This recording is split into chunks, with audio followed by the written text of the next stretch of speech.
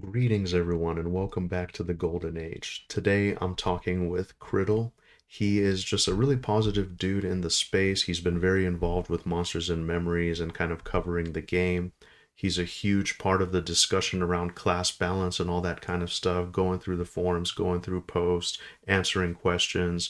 He's very familiar with the dungeons, the raids in the game, the zones, just in general, he's very knowledgeable about the game. He also hit level 60 during the beta, which is a huge achievement. So big grats to Kriddle. And so he's got a lot of first-hand knowledge. And what I like about Kriddle is he's very open, he's very positive. If you've ever been in his streams, he's the kind of person that's willing to answer questions, help people out, just kind of talk through the game in a way that feels really informative. So just all around good dude, good energy, a really solid person to have a conversation with. So I really enjoyed it. Kriddle, thank you very much for coming on and hope you all enjoy the show.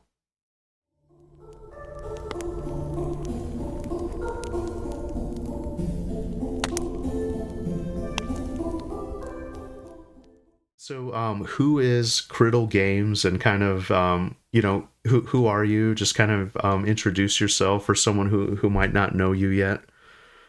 Yeah, my Kriddle, obviously. I've been playing MMOs for a long time. I've been streaming now for about 10 years, but I started MMOs when Meridian 59 came out back in 1994.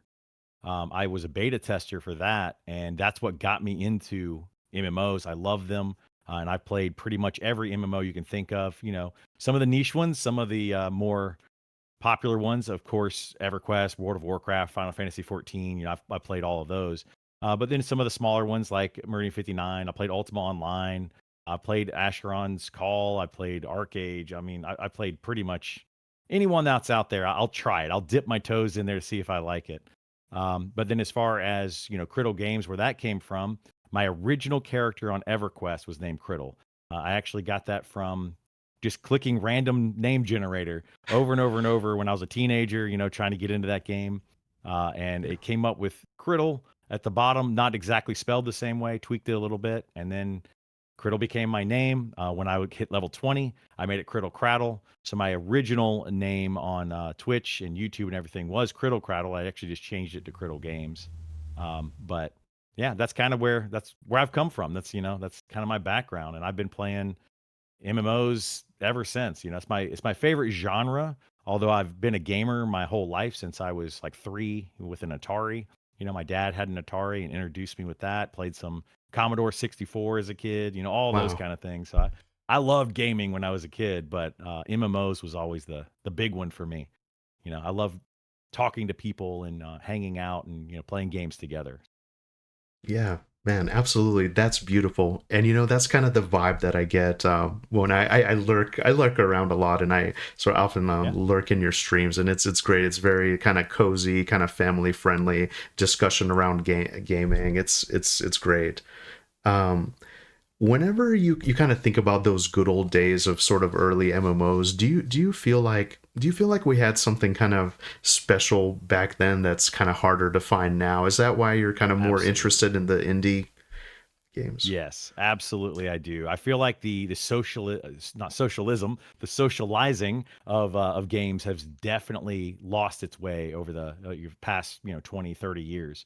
And I that's what I love about Monsters Memories and EverQuest, and because I come from an era, I guess, or both of us do, where you want to talk to your fellow gamer. You want to make groups, you want to make friendships, and build that reputation, and you want to be known as a good person, a good player, but also just a good person in general, somebody that other people want to play with.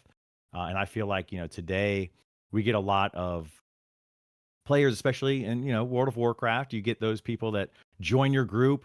And if you don't parse exactly right, or if you don't, Yeah. pass the loot to the right person or whatever, like they just get super mad. They quit instantly. And it was a big turnoff for me. So I was very fortunate to find a great group of people that I play with back in EverQuest 2. A few people that I played in EverQuest 1 with, I still talk to. I'm actually Facebook friends with them. I met them in real Wow, life. that's I've awesome. met a lot of my friends from EverQuest 2 in real life at this point, and we've made lifelong friendships out of it, and that's something that's very special, and it doesn't happen today. I've met people playing World of Warcraft, playing some other stuff.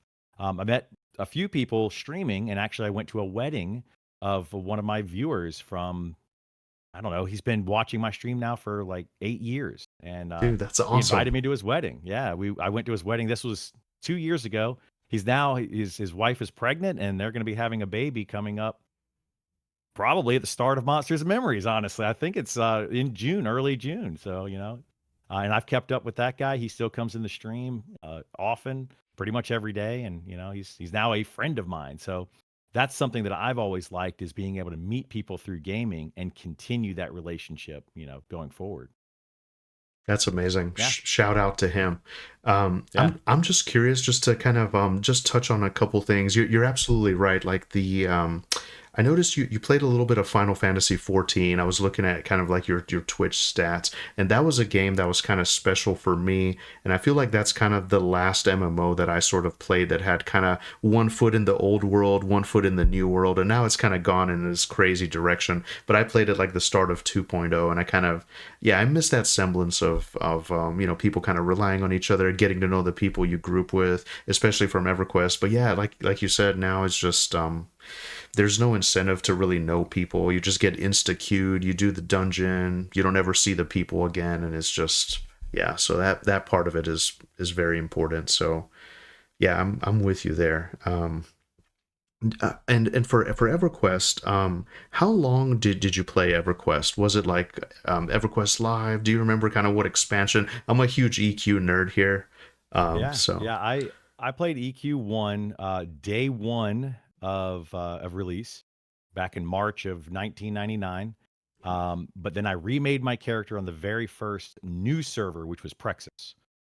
So they had their normal servers, and then their first additional server, because they had so many people logging in. The servers were getting overcrowded. So I made a character on Prexis, and I played that from 1999 until about 2004, and I think that's when EverQuest 2 came out.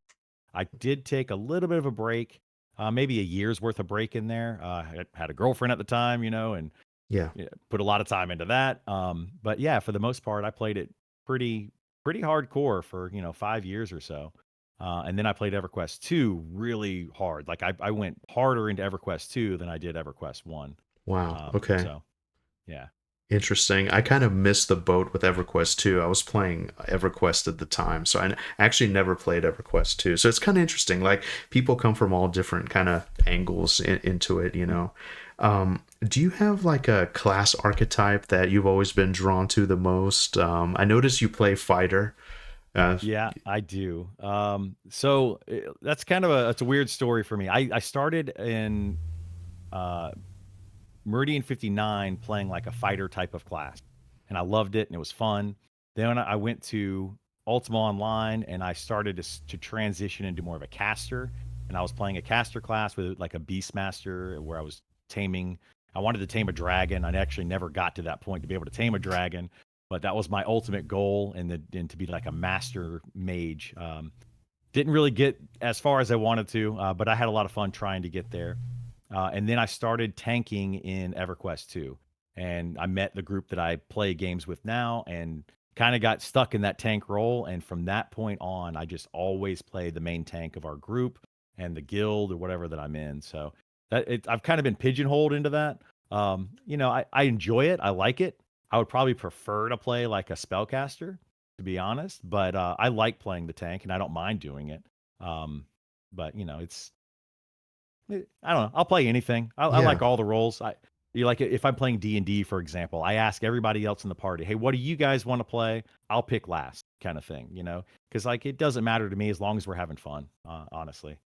Yeah, that's awesome. And I mean, hopefully there'll be time for alts. There's a couple classes Oh I'm yeah. interested in having an alt, but I'm assuming you're gonna kind of hit the ground running as a fighter. And yeah, Absolutely, yeah. I'll be hitting the ground running on early access. We're going to go pretty hard trying to get to 60 fairly quickly. We're okay, those in-game raider type of people, but we totally understand the casual side of it too.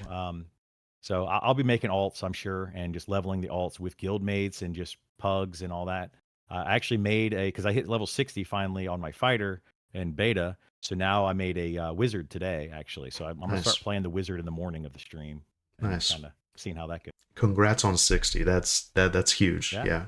It That's yeah, it was fun. It's hard to get there, but it's fun. It's enjoyable, and it's like, it feels good once you get there and you're like, yeah, hey, finally. Man, that's awesome. Congrats. Yeah, I just briefly caught the end of the stream today, and you were in this area with the giants, and actually that's Mhm. where I fell. I was like messing around with safe fall on my 24 rogue, and I actually de-leveled there. And I don't know, I stupidly was just kind of exploring just on the open Uh-oh. playtest, and yeah, I sort of jumped off one of the ledges and died. But that's a really interesting area. There's like that named giant up at the top of the stairs, and no, Yeah, yeah. that's really cool. It's a high Um, level area there. It's all I wouldn't recommend going there under level 55. Yeah. Yeah. And I love what you said as a fighter. Like you basically you're just you don't have to worry about buffing other people and watching timers and stuff. Like it's just you. And that's actually why I'm interested in a rogue as well. Sometimes I feel like that's a lot to manage, but we'll get into all that. Yeah. So for Monsters and Memories, how did you find out about it? When did it first get on your radar? So I was playing Pantheon pretty heavily at the time. I was really into Pantheon. I love the game. And somebody told me, "Hey, there's this Monsters of Memories," and I was like, "Okay, what's that?" And they kind of explaining it to me through it was while streaming, and they said they had a playtest coming in. So I was like, "Yeah, let's go check it out." When I first jumped into Monsters of Memories, my very first time, I was like, I mean, game looks good, looks okay, but it needs some time. It needs some time to cook or whatever. It needs something needs to happen. It's not there yet. But after a little bit of time, putting into more time into Pantheon, and then kind of watching Monsters and Memories, getting into another play test, it started to grow on me, and I saw the progress that they were making with it, and I really got into it. At the time, I didn't have access to their closed friends and family, but so I started streaming some other games. I was playing like Core Punk. I don't know if you've heard of that one. Another Mm-mm. MMO. It's a top-down, like isometric MMO. Kind of think League of Legends style of combat, but in Okay. an MMO kind of world. Oh, very And cool. so, yeah, I was playing that. And actually, while I was playing that, that's when Nick Hotz came into my stream and he was like wanting to check out Core Punk. And we started talking about it. And he was like, "Hey, you want to check out Monsters and Memories?" And I'm like, "Yeah, I'd absolutely love to." So, anyway, we started talking about it. And that's how I got into Monsters and Memories a little bit more. And then I was able to get into the friends and family through that. So, that it worked out really well, and I loved that. I had my friends that I'd been playing gaming with for many years, like from EverQuest. They were part of a guild that was already in the friends and family, so they were able to get invited through that guild. So we were actually all able to play together, which was really nice because that, like I was saying, it's all about playing with your friends, and if you can't do that, game's not nearly as fun. So I was very fortunate with that, and got in there, and just the more I played it, the more I got into, the more details and stuff. It grew on me more and more and more. There's certain aspects I still don't like about it, but we're not going to like everything. But yeah, I'm just falling in love with the game, falling in love with the art, the music, the atmosphere, all that. It's great. Yeah, absolutely. And I'm with you. I was going to ask what was your honest sort of first impressions of it. Whenever I first tried the game, I didn't like it that much. I actually tried to introduce my wife. I was like, "Hey, listen, this is like EverQuest.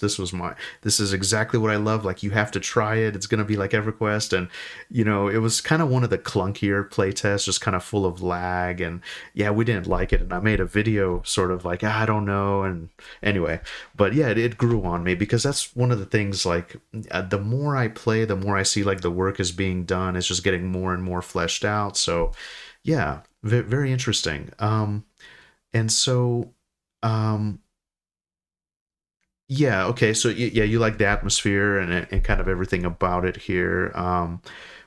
What made you want to sort of keep covering it and talking about it versus other games? Was there anything that kind of really sort of struck you? Yeah, honestly, it was the things the devs were saying, really, and the way that the devs were going about building the game. That was the biggest thing to me. Is I've watched a lot of games come and go in the past. Pantheon being one of them. Ashes of Creation recently, and just seeing how the devs go about making the game, how open they are with it. Sometimes the openness can be a little too open, in my opinion. But they want to talk to the community, and they want to get feedback from the community, And they were constantly making changes and talking about it, but they were also sticking to what it is that they said the game was. Like their core component is they want it to be a social game with group oriented, and they want people to go around and do stuff together. And they did not want to stray far from that. A lot of people were trying to ask for quality of life, and I think that some quality of life in these games is definitely necessary. But the devs are like, we want to give you the quality of life, but we also don't want to just hand everything to you. And I love that they're kind of sticking to their guns with that. That's Yeah. that's probably my biggest thing. I love watching Sean. When he streams and he's just like, nope, we're not going to do that. Just flat out. It doesn't matter what anybody says. He's like, this is how I want the game to be. This is what I'm going to build, and we're not going to do it just because somebody asked for it. Where some other games we'll just sit there and yeah, we'll change that. We'll change that, and I don't know. It ends up watering down the game. Yeah, exactly. It ends up being a game for everyone and no one, as they Yep. say. Yep. Absolutely.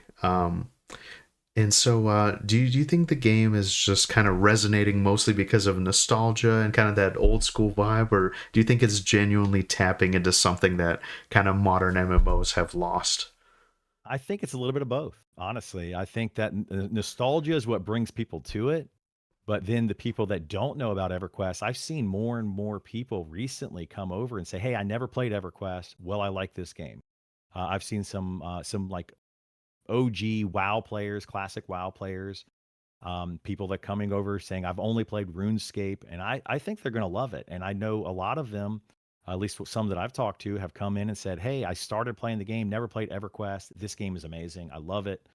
So I think you're going to get a mixture of those two things. We're going to definitely see people that loved EverQuest, 20 plus years ago, and they're going to come back and say, "Man, this reminds me of the good old times." And then you're going to see the new younger players as well. I'm seeing. We talked to a guy the other day. I think he said he was 26 years old. He's like, "I never played this. My parents played it when I was a kid, but he had never played it." And he's like, "I want to get into it and just see."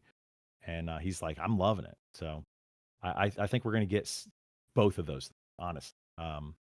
Probably more so the nostalgia. I think that's what's going to be the base.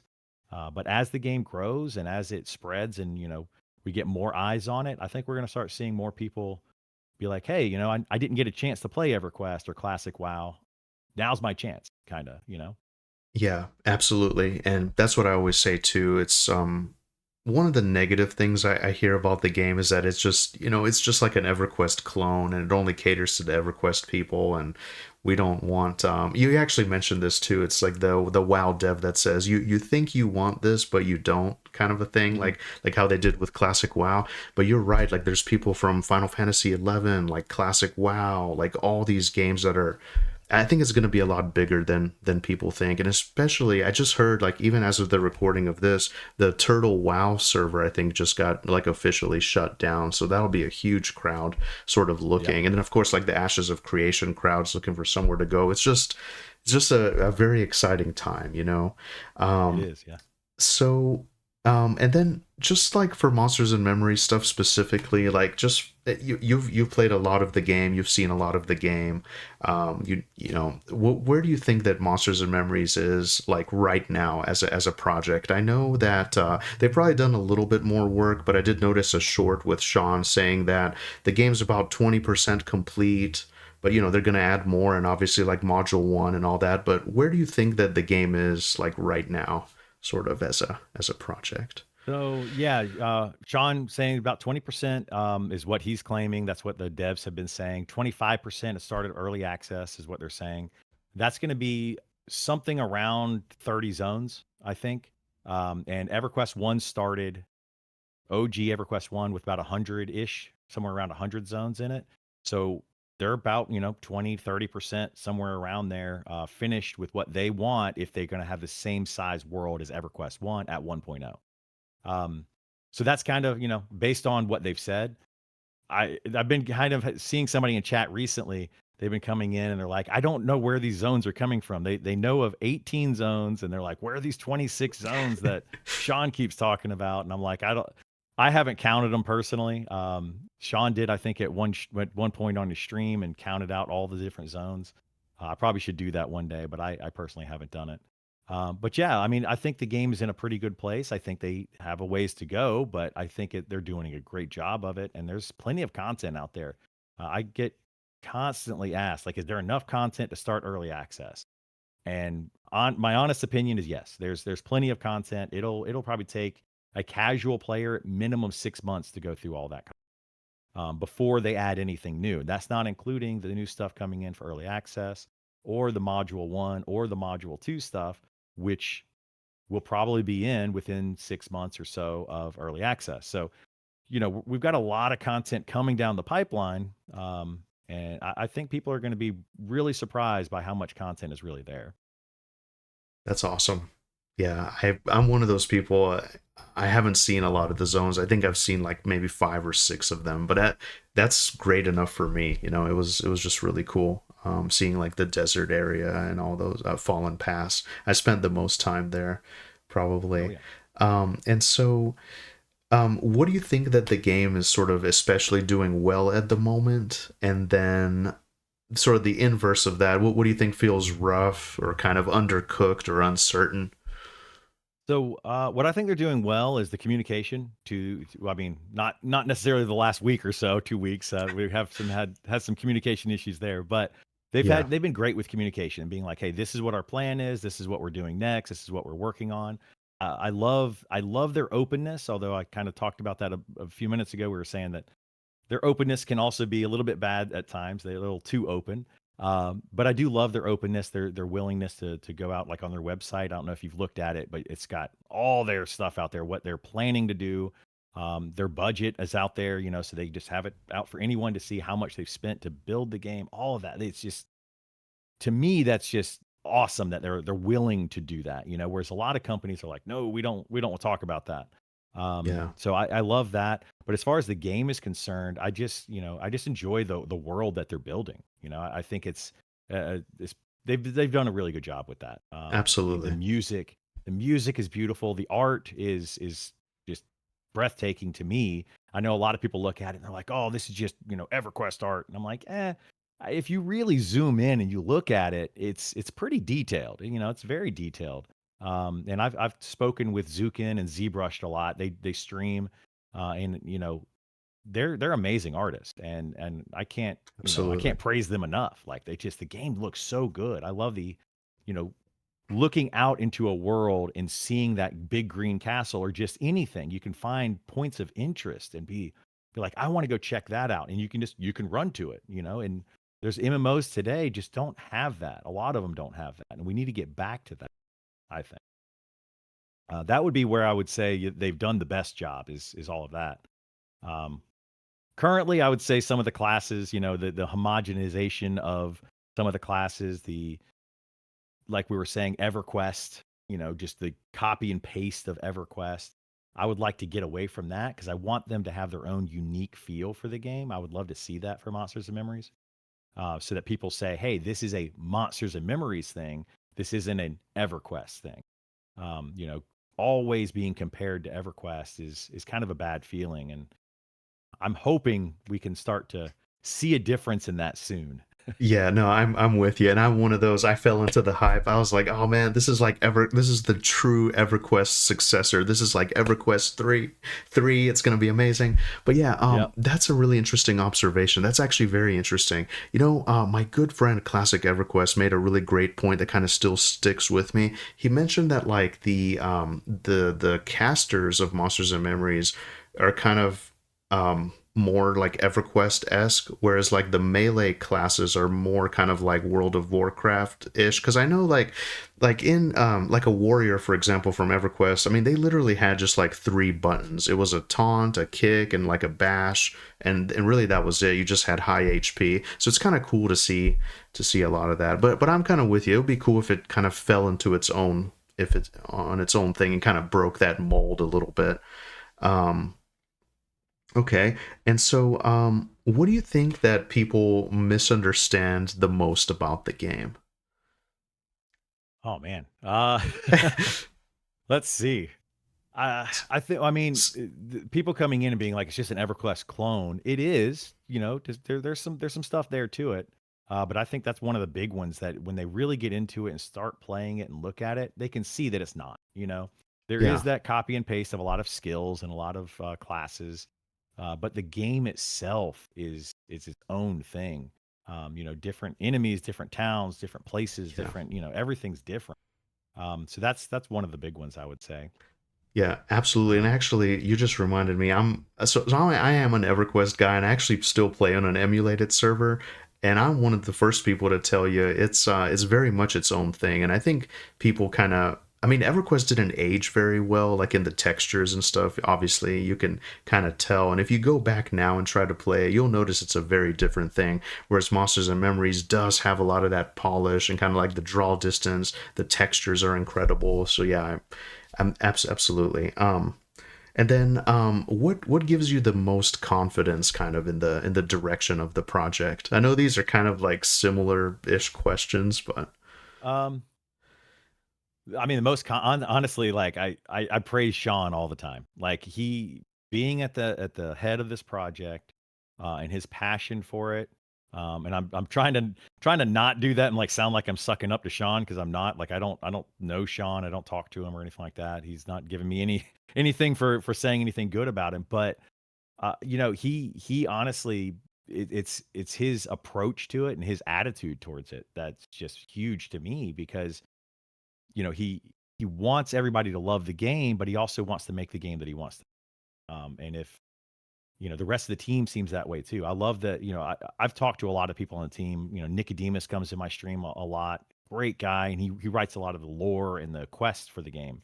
Then you have like Encrypt. I've talked to him several times, and he's doing right now. I think he's working on the UI. So being able to talk to a lot of the devs and being that kind of thing, I don't know, something about that and just all of them being like, "This is what we want out of the game. This is our goal. This is our plan. We're going for it. Whether you like it or not, we're doing it." And something about that just resonates with me. I don't like people that are just constantly flip-flopping on their ideas and stuff just because somebody says, "Oh, I don't like that," or whatever. Or maybe they agree with them and they're like, "Oh, I don't want somebody to agree with. I'm going to change it." No, just go with, stick to what you love and do it. yeah, So that's my biggest takeaway from the game. Like that's why I love the game so much. Is honestly the team, the development team. They've just been great. yeah, I'm with you. I fully trust the team. I'm a huge Sean shill, and I've followed his streams for a while, like even when he did the old sort of dev interviews with EverQuest and that kind of thing, even before Monsters and Memories was a thing. He just seems like a very stoic guy, very grounded, and Yeah. really good at filtering feedback. Because you're right, a lot of people come in and just kind of throw ideas out there, and so yeah, definitely trust the devs for sure. And is there anything that kind of gives you the most concern, I guess, kind of going forward with the game from your perspective? Uh, right now the only thing is just the class designs. I'm just hoping we get something coming in soon. They've been a little bit slow with some things. I feel like with the development side of things since beta started, there's been some issues that I've seen that were in alpha and we're still seeing them in beta. And I'm hoping, we start to see some of those get fixed and tweaked because, early access hits at that point, it's almost too late. So I'm a little nervous about that. I have faith that they can do something and hopefully fix it and make some changes. And they're going to continue. I mean, an MMO is never finished. That's one Yeah, thing about playing an MMO is it's never done. You're never going to be finished tweaking things and balancing and all of that.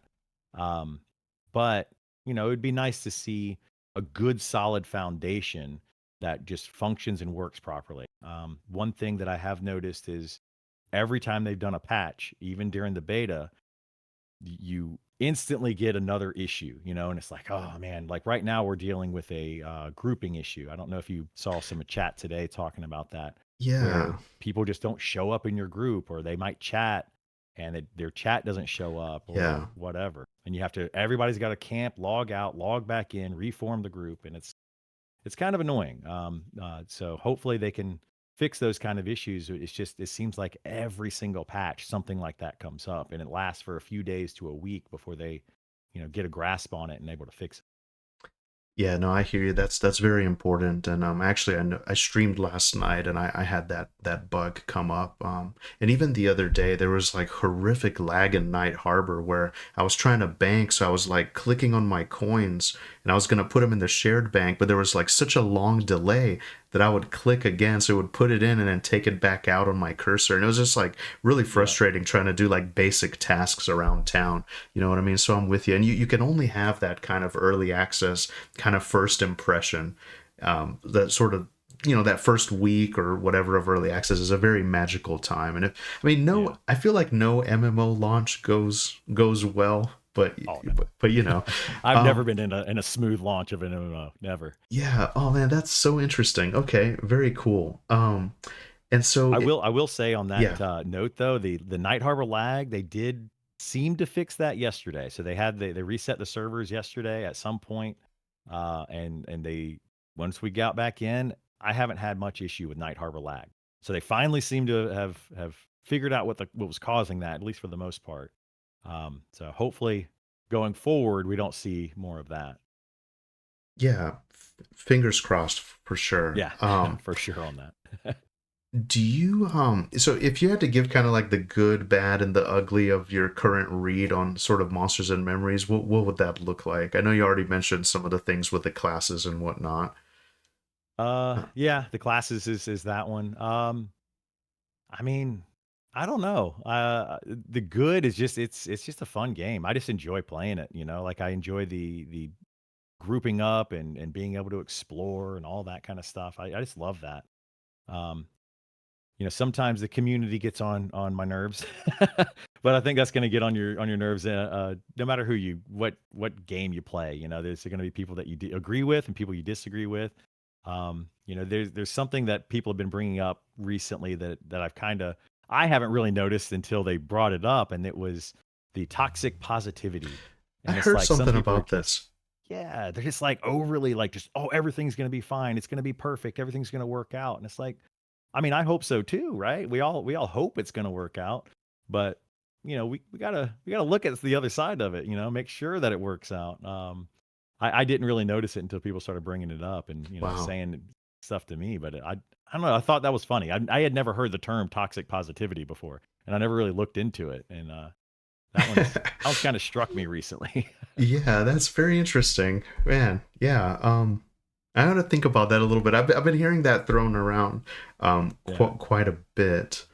And so let's see. What do you think that the game needs to preserve no matter what? Is there like any just hard stuff they have to just not deviate from? Like, what is your take on like maybe having like a GPS map in the game or having like chat bubbles or any kind of, because for me personally, I hope that like, like when you have an idea and you kind of stick with it, like the guys do at the team, and people are just like constantly like, you need this, you need this, you need this, you need this, and like eventually I just hope they don't cave on certain things, but I want to get your perspective on that. Yeah. I do want to see some quality of life. I like, some quality of life is good. The GPS map though, don't want to see that. I don't want to see that at all.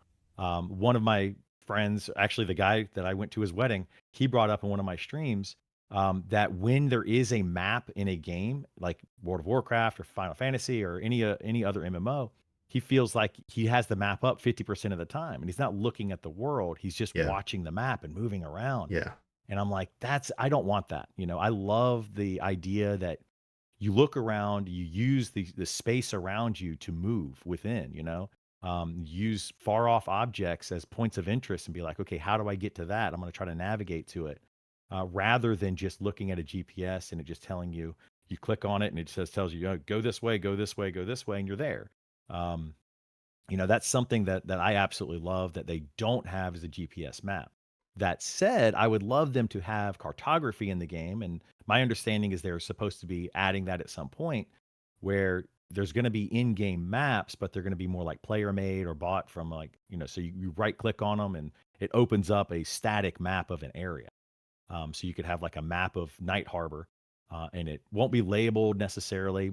Maybe they'll allow us to label it. I don't know, but you'll have to figure out where you are. It's not going to have a "you are here" kind of thing on there. It's just yeah. going to be like this is the west gate, and you're gonna be like, okay, well, I'm standing at the west gate. Okay, cool. I know where I'm at, and now how do I get over to this other place? And you still have to kind of know where you are on the map, like a real map would. If you open up a paper map.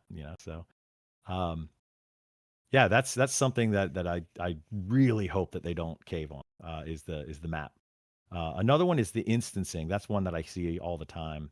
Is I like instancing in some cases where you have, instance raids or instance dungeons, but at the same time, it's really fun for the competitiveness of the game to, try to get to that area first or try to, you're multiple people are trying to get that certain item, and you have to kind of compete with other people. And I know some people don't like the competition, but I enjoy it. I think it's fun. I think it adds a new dynamic to the game. So limited instancing if they do it would be my preference, but I would actually say no instancing at all, and which is the direction they're trying to go with. I think that's going to be kind of hard for them to do. I don't know if they're going to be able to pull that off in the long run, but we'll see. Yeah. So, Okay. Very cool. And what would a successful kind of early access launch look like for you? honestly, I think if they can just make the server stable, where they don't have any crashes, and you know, I personally feel like they're going to be 30,000 or more people easily at the start of early. I think they're going to probably push 50, but that's just a guess on my end. Um, if they have more than that, I would actually be a little bit surprised, but not shocked. But I would definitely, I would love to see it.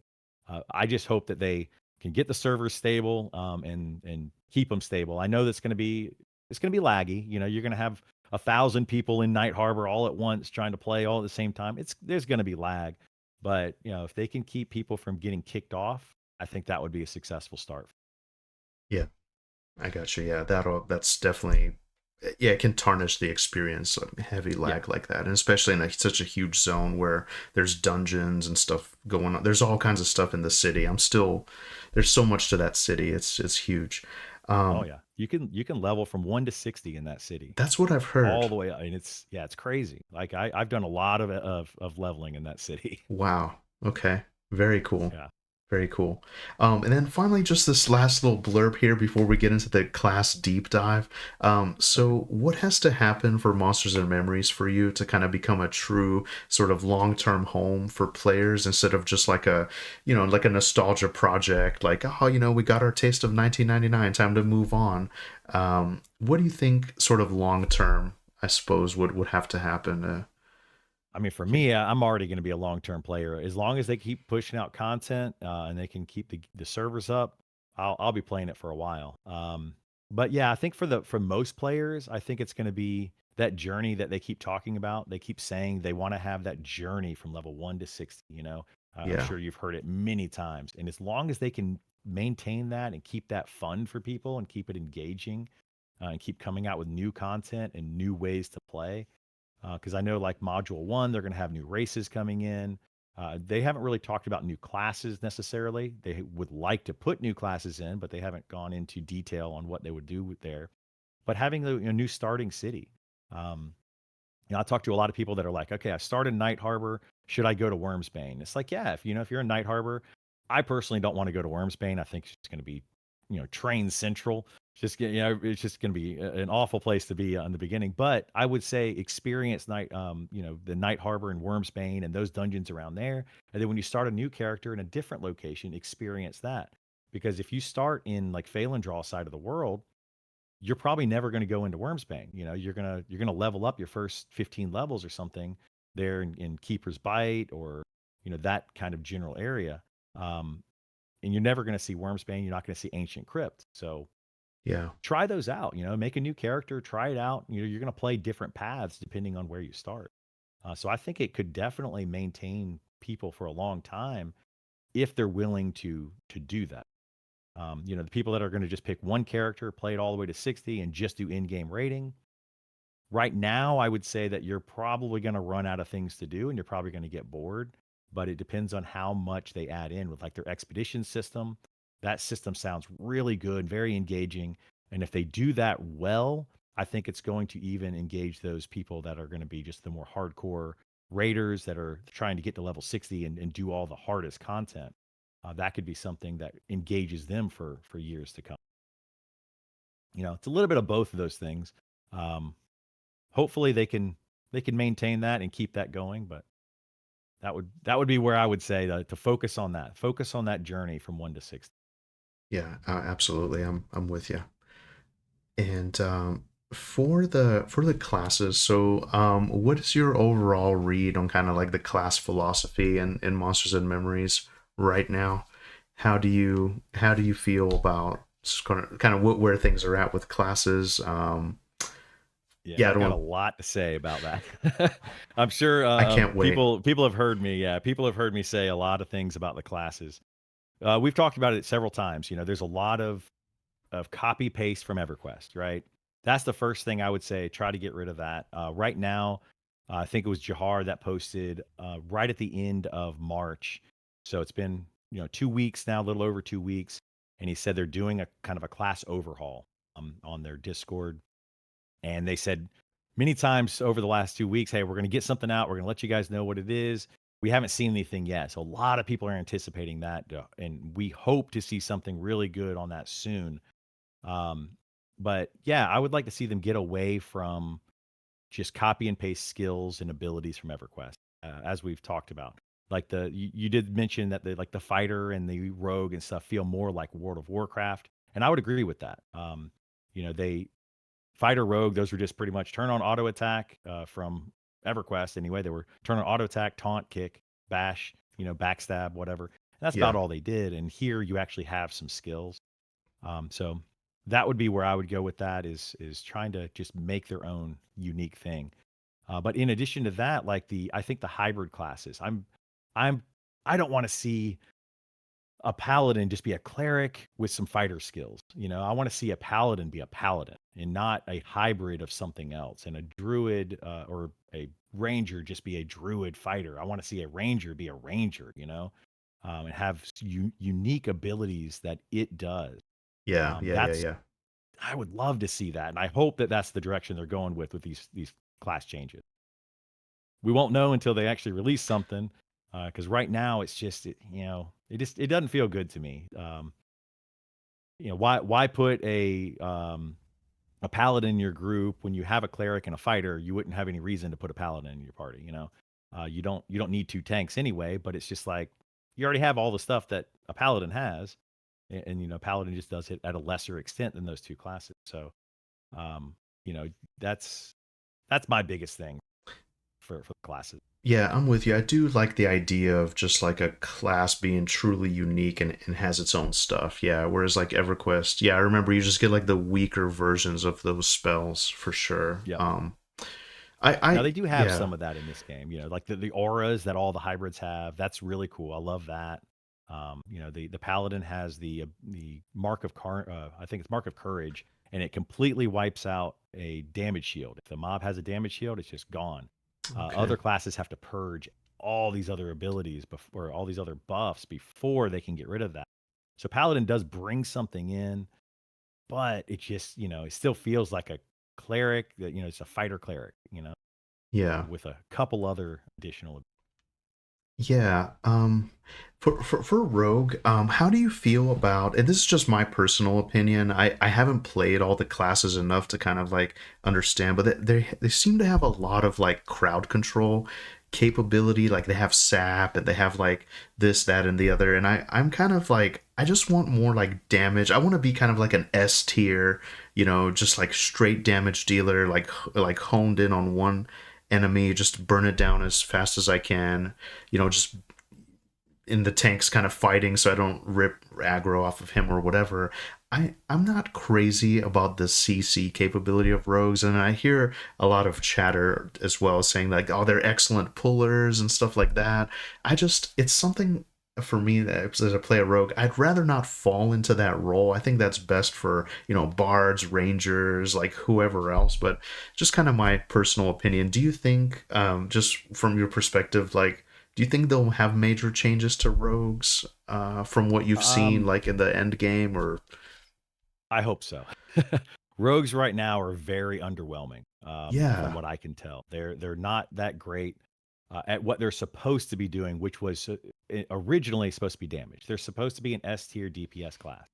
That's what they were set out to be in the beginning, and currently they're underperforming. I think my fighter probably does more damage than a rogue, That's like what I've heard. simply. I've heard like fighters can basically do more damage, so why have a rogue, you Yeah, know? exactly. Right now, there's no reason to have a rogue with, I mean, I don't want to get into the whole charm discussion. I'm sure you probably heard me talk about it. But yeah, rogues are just they're underperforming for what they're doing. Charm is overtaking them. Other classes are just better. Like I would rather have an archer in there or a ranger for the utility they have plus the damage. Spellblade is going to do more damage, especially at higher level once you gear them out. Wow. Rogue just feels very underwhelming. However, I will say that the rogue is missing poison. Poison is very limited in the game, the poison making ability, and that is exclusive to rogues. So if you're going to play a rogue, it's kind of like fletching with an archer. You have to go fletching if you're going to play an archer because you need the arrows. You're going to have to work on poison making for rogues, but they haven't implemented enough. So I feel like maybe once they implement some of those abilities, maybe we're going to get some really strong damaging poisons in there. Some maybe they have like a exploding, ability they can throw. At one point, they did say they want to have rogues be the king of thrown weapons. I Oh, don't know how they'll do that. I think they added interesting. in crit damage or something for thrown weapons, or they were talking about doing that. There's a lot of ideas out there, but I Yeah. don't think anybody really knows other than hopefully the devs have a direction on it. But yeah, I would love to see them do more damage. Their backstab is a couple hundred damage. It really just doesn't feel that great. I think at level 50 plus, they get a double backstab, but it's still only a couple hundred damage, and they do it twice. It's like maybe 500, so they'll do like 1,000 damage in one backstab.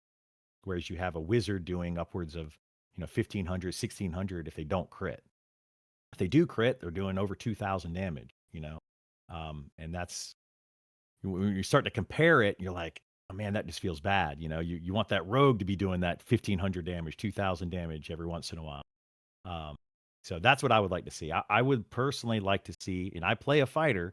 I would like to see them take triple attack away from the fighter, take crit away from the fighter, give crit to rogues, allow rogues to get that crit backstab, and maybe even add some itemization to expand on their crit chance, crit damage.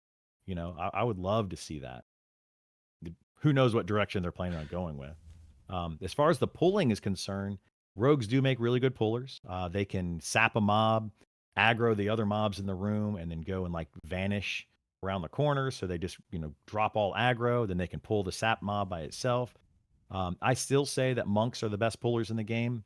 It takes some finesse, it takes some learning of the mobs, but monks are by far the best pullers, and that's mostly because of feign death. I mean, feign death just makes them really good. And they can double feign death. So they can feign death, and while they're down, they can feign death again. The other classes that can feign death, your Shadow Knight, your Necromancer, have to stand up. They have a 1.5-second cast time to get that feign death off. So they can't really double feign death, which gives monks a pretty big advantage. The only difference is monks would be a slower puller rather than a rogue who can just go up, sap, run around a corner, and vanish. But it is on a longer cooldown. So you got to factor all that in as well.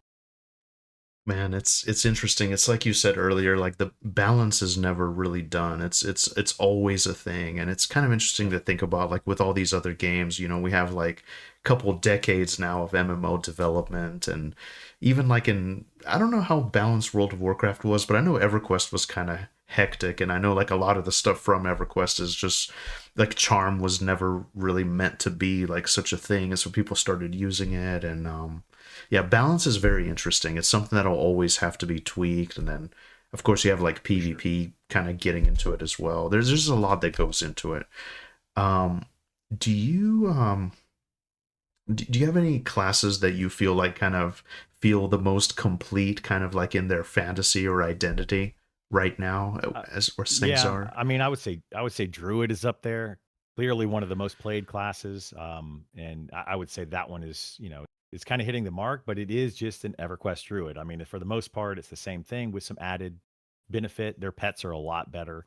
That's something that I'm not a big fan of is how many classes have pets. But I I think hear the that a Druid, lot is as kind well. of yeah, kind of hitting that mark. They've got the outdoor nature spells. They've got that kind of thing. And I hope that they lean into that a little bit more rather than leaning into the EverQuest copy and paste druid.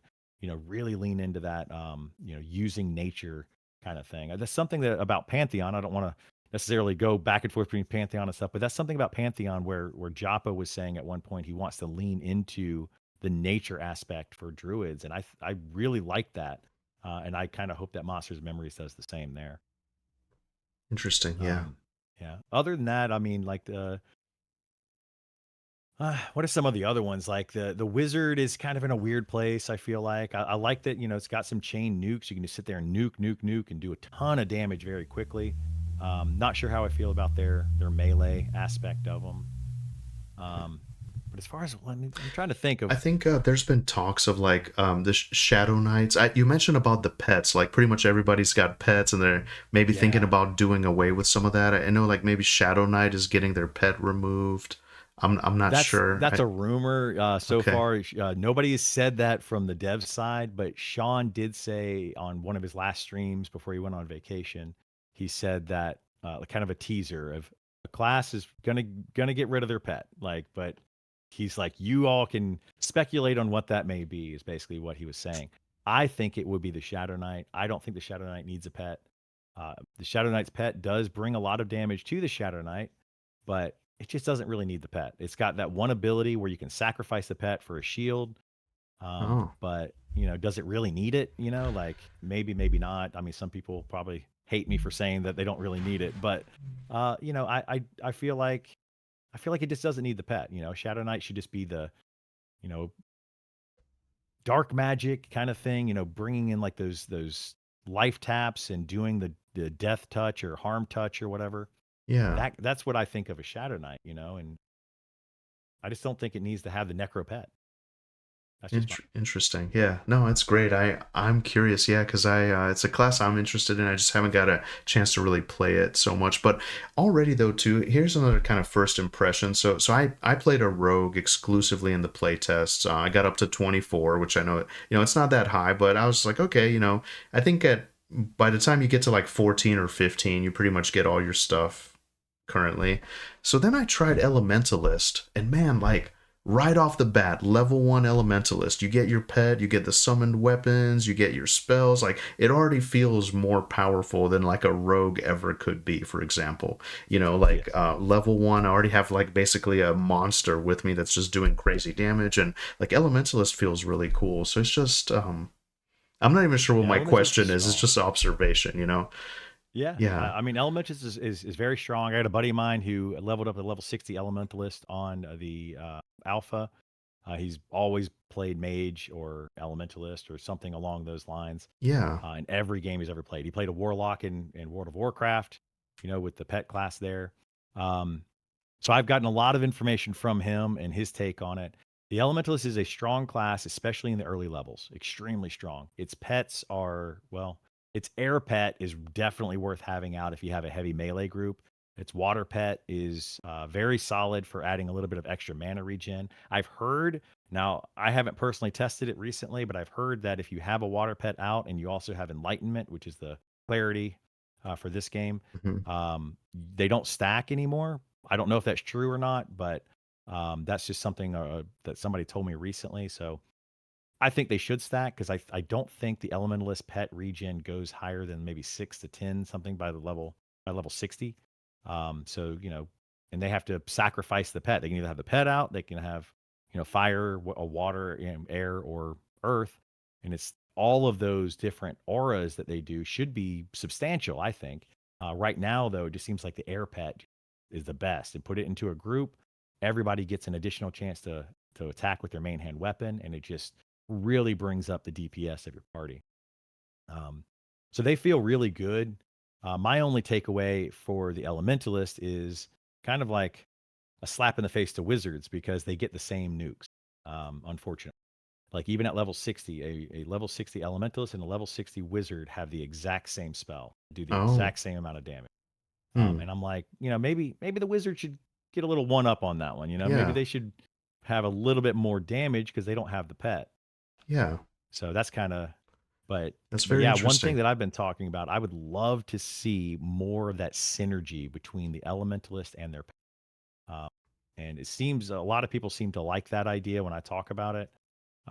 And I don't know if they're going to do more of that. They already have it in the game, so they have the tooling for it, where you can cast like I don't know exactly what spells you cast, but if you have a fire pet out and you cast or water pet out, one of the two, and you use an ability, and then you use another spell on top of that, it'll like blind your target or root your target or snare your target or knock them back or whatever.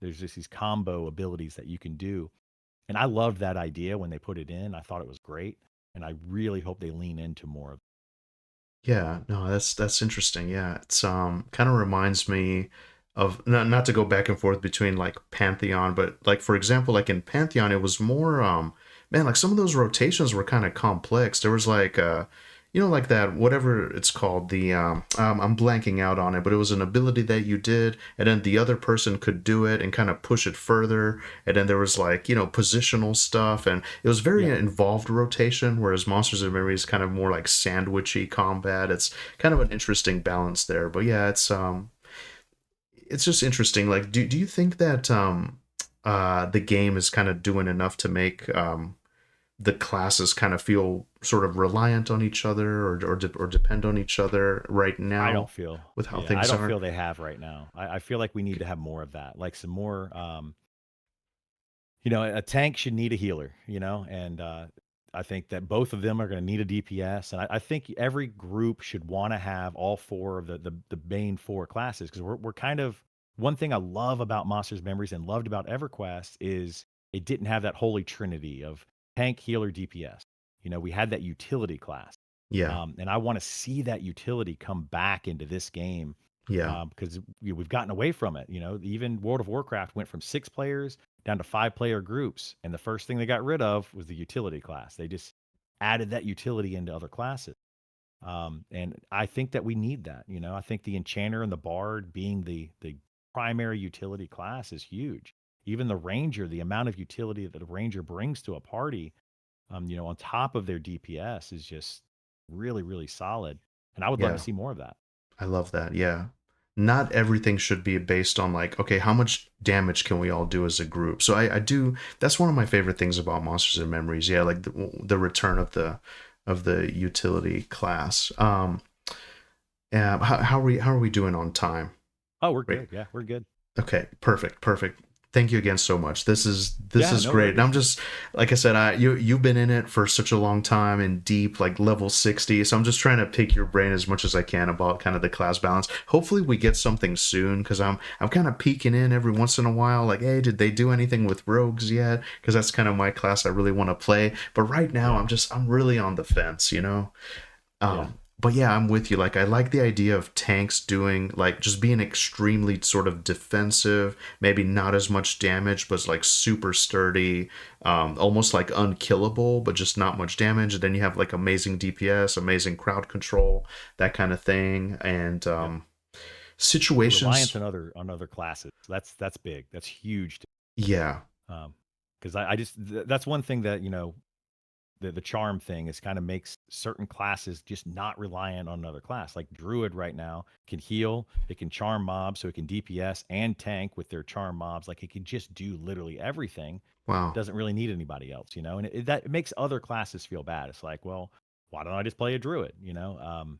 So yeah, I'm hoping they get to that point where we just you always want to have somebody else in your party. I need somebody who has Sal so I can get the speed of the wild. I need somebody that's got clarity or enlightenment or whatever. I need somebody that can tank this. I need somebody that can heal. All of that. Would love to see. yeah. Um, if you do you have any like kind of group compositions or class synergies that are the most exciting to you right now in the game? Um, I mean, yeah, I talked about that a lot. But I get asked that quite a bit, and multiple charm classes right now are just really broken, in my opinion. Of course, that's highly debated. But as far as like what's fun to me is putting together like a, a, a group where my static group. We'll put it that way. I've got Yeah. my fighter as the tank. We've got a monk, so he's our puller.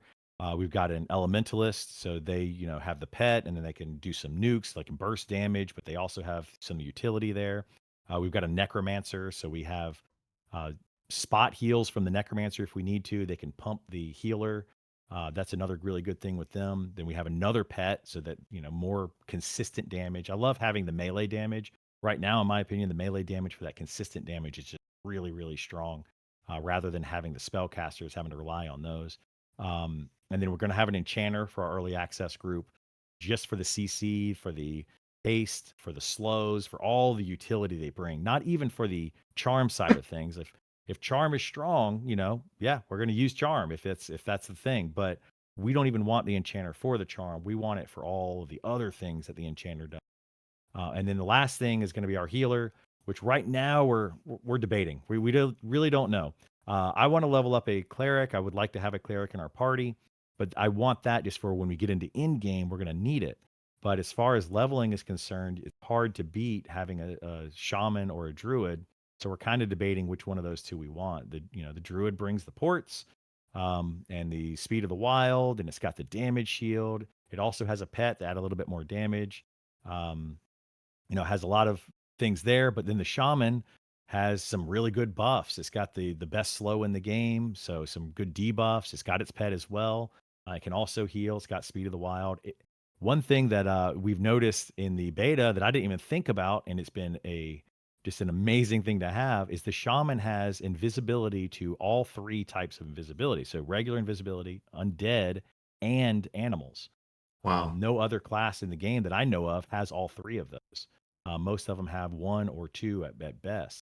So even the druid is only in regular. It's got camouflage, which is invisibility, and then it also has invis to animals, but not undead. And then I think, Wow. yeah, the necromancer has regular invis and then undead, but not animals. So yeah, getting all three of those out of one class is just, it's really nice to have. So we're kind of on the fence there. So that's going to be our group setup, I think, is what it seems like for early access. Of course, that may change between now and then, but that's most likely where we're going to be. Um, but yeah, as far as like other synergies, there's a lot of ways you can go. That's another thing that I love about Monsters and Memories is the ability to be able to kind of just make a group out of whatever, just okay, well, my class does this really well. What do I need to complement that? I need this or I need this. Our group has these things. What's missing? Yeah. You always want to have a snare class in your party. You always want to have CC. You want to have a tank. You want to have a healer. You want to have good DPS. There's all these different things, and there's a lot of ways that you can build a party of 6 players to make that happen. Yeah, I love that. And I'm kind of leaning more towards the melee classes as well. I love how a shaman can kind of augment the melee roles, and it's just really Yeah. fun for sure. Yeah. And actually, so with your static group, are you the leader of that guild there that you guys have, Rampage? I believe it is. Are you planning to I'm do not. any? Oh, okay. Are you planning to do any large scale raiding, and like how do you feel about sort of like small group content versus like I've done Bone Construct in Wormsbane, and I've done the Sky Seer Ilia, like that fire elemental boss in Ancient Crypt. That's about the Yep. extent of my raiding, and I believe we had maybe like 17 or 18 people when we did it. So do you have any thoughts on like, I guess, kind of large scale raiding versus like maybe like smaller group content? Like how has that kind of looked like from your So I've done perspective? a lot of that. I'm fortunate enough to be able to have done all of that content, and in the friends and family and the alpha and stuff. Of course, we can't talk about too much of it from the alpha. They don't want us to spread that. But I was able to do a lot of that. Some of it works really well. Some of it's very challenging. It's very fun. It's very engaging content. Some of it needs a little bit of work. Okay. Right now there's a few raid bosses that people are currently killing in the beta that shouldn't be killed with, like people are literally duoing it. So they need to tweak some of those fights, but that's all going to come. I'm not concerned with it. Just kind of a little nervous that they may not get it in by early access, and I would hate for people to get into early access and just get some of the best gear in the game, being able to duo or solo some of the raid content. Oh Um, wow. Okay. but yeah, so as far as guild and stuff is concerned, so Rampage is actually a P99 guild. They played on P99 Blue. Oh I wow. met them in in Pantheon. So they moved over to Pantheon, started playing that. I played with them there, and then I played with them now in the Friends and Family Alpha, and then also in the beta. Great group of people. I've loved hanging out with them. We may continue playing with them for early access. I don't know for sure what's going to happen with that because it depends on what servers people want to go to. There's people that want to be on no box servers, boxing servers, all of that. I personally would like to go to a no box server, Same. and I think my group is going to try to do that. Yeah. So it depends on where people go and where people end up. But like my core group, we all played EverQuest 2 together and we did have a guild there. I was a co-leader of that. I joined it later. There was a, leader. I became a co-leader of that later on. So I'm not, in any type of leadership role or anything of this group. We kind of just all work together. We're kind of just a team rather than, led by any one or two people. Rampage does have its leadership and all that, and I think they do a very good job of it. Kudos to them. Anybody that wants to go out and join them, I encourage it. They're definitely going to be pushing that hardcore raid content wherever they end up, and whether I end up with them or not, they're going to be pushing that in-game content. But as far as what I would like to see, I love doing the group content. I love trying to do solo content, but I also love doing the raiding. And right now, the raids are like you saw with the bone construct, you take two or three groups of those, you can take them down. There is one raid in the game that requires minimum like three groups, I would say. You might want to bring more. There's another raid that requires as many people as you can bring. I'll just leave it at that. I don't want to give too many details, but I would definitely bring a lot. 4 or 5 groups if you can. Um, and then there's other raids that you could probably do with less than 2 groups, and one group or less. But those I think need to be kind of tweaked.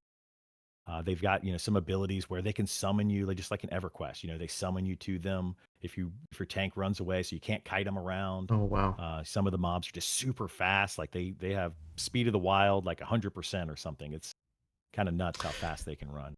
Man, yeah, no, that's very interesting. You just reminded me of something, it's crazy because we touched on this earlier, but and yeah, thank you for that. Definitely don't talk about stuff that, yeah, I don't want major spoilers for people. Yeah, yeah. I don't do Absolutely. that.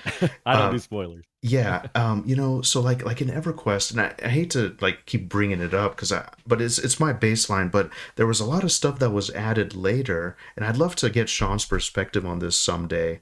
But so they added stuff like necromancers could kite in EverQuest, and enchanters could kind of figure out stuff. So in order to combat that, they added like summoning, and they added all this stuff later, and like some people kind of attribute that to kind of the decline or kind of like the downfall of like as the game started. But now we already have all this knowledge, and it's just really tough to balance everything out.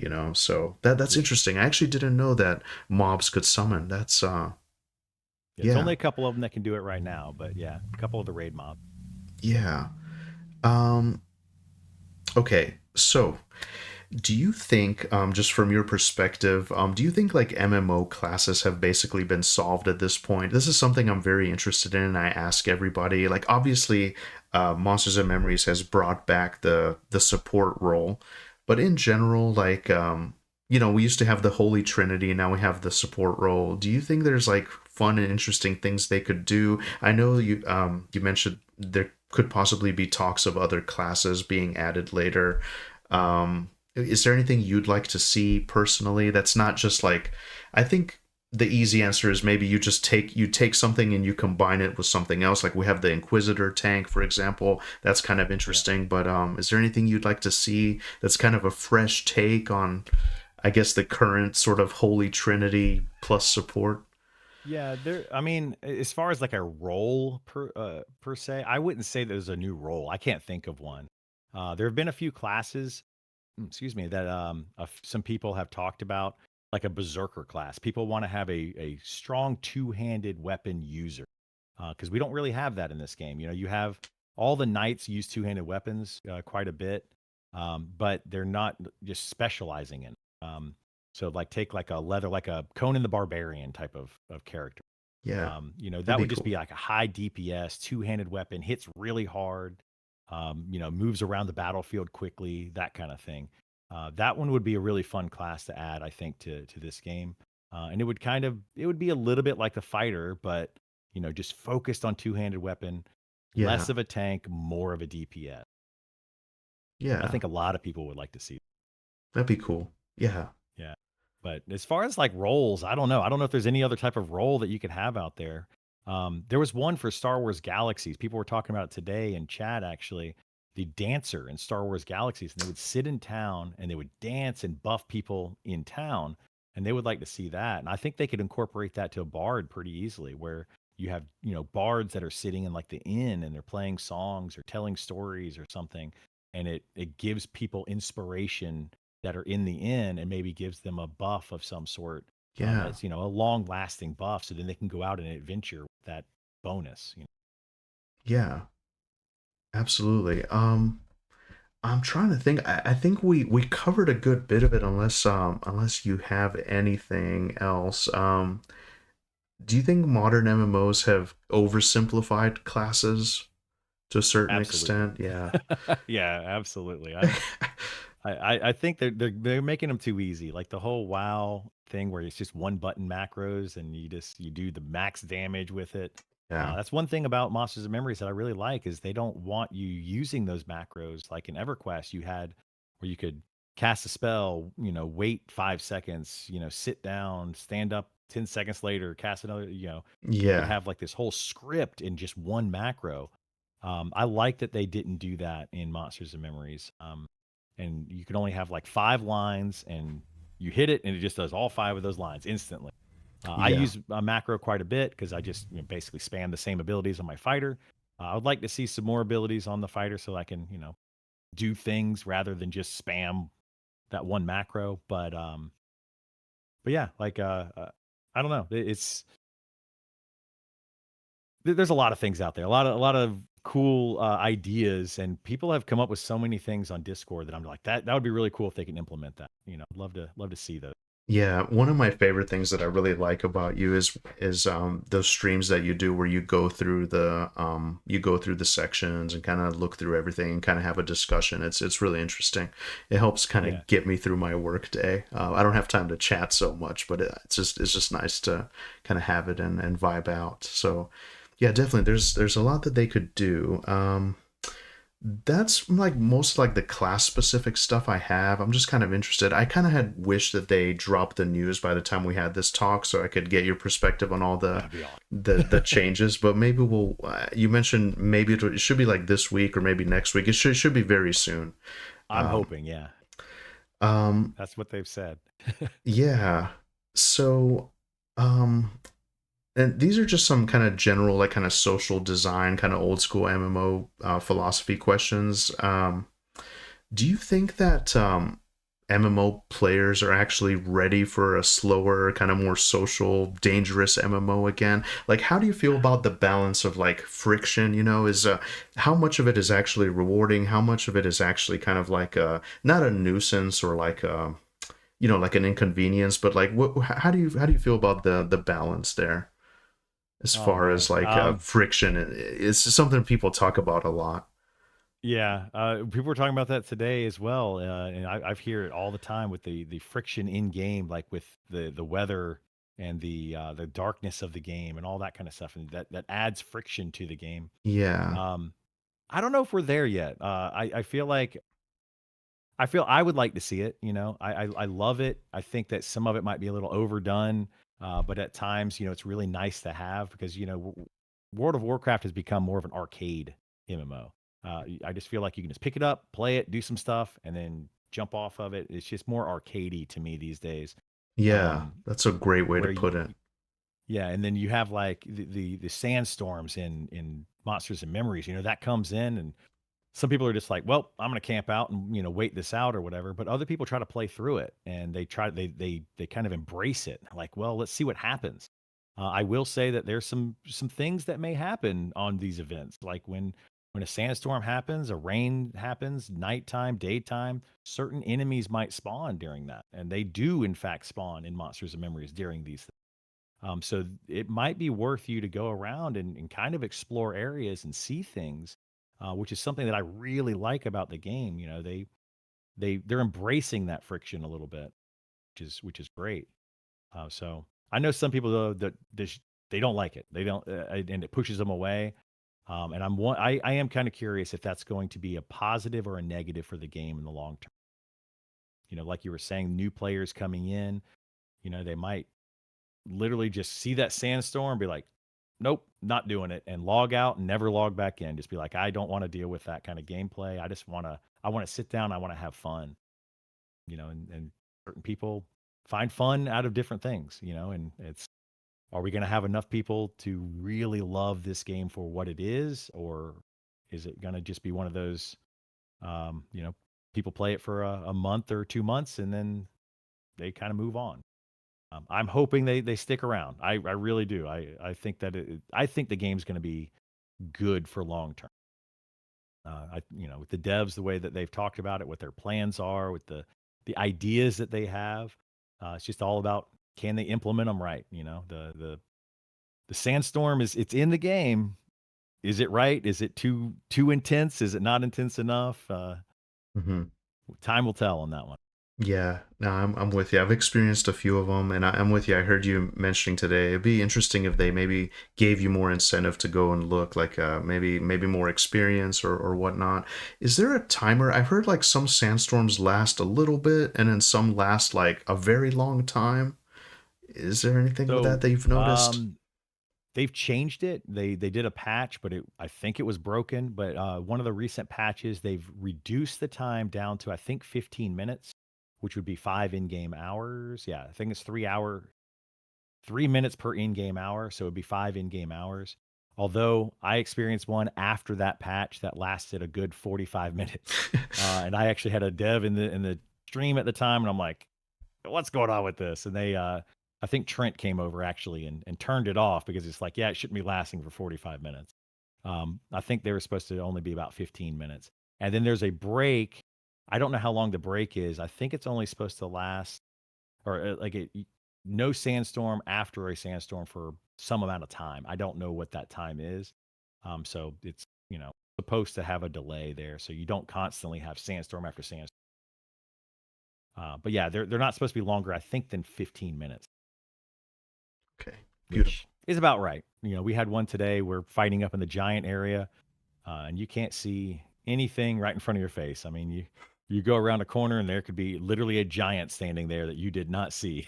Yeah, no, it's So beautiful. And I love that, yeah, especially with the changes that they made to like the name tags. So, like in the darkness or if with the sandstorm, you don't really know what's there in front of you. I love that yep, for immersion for sure.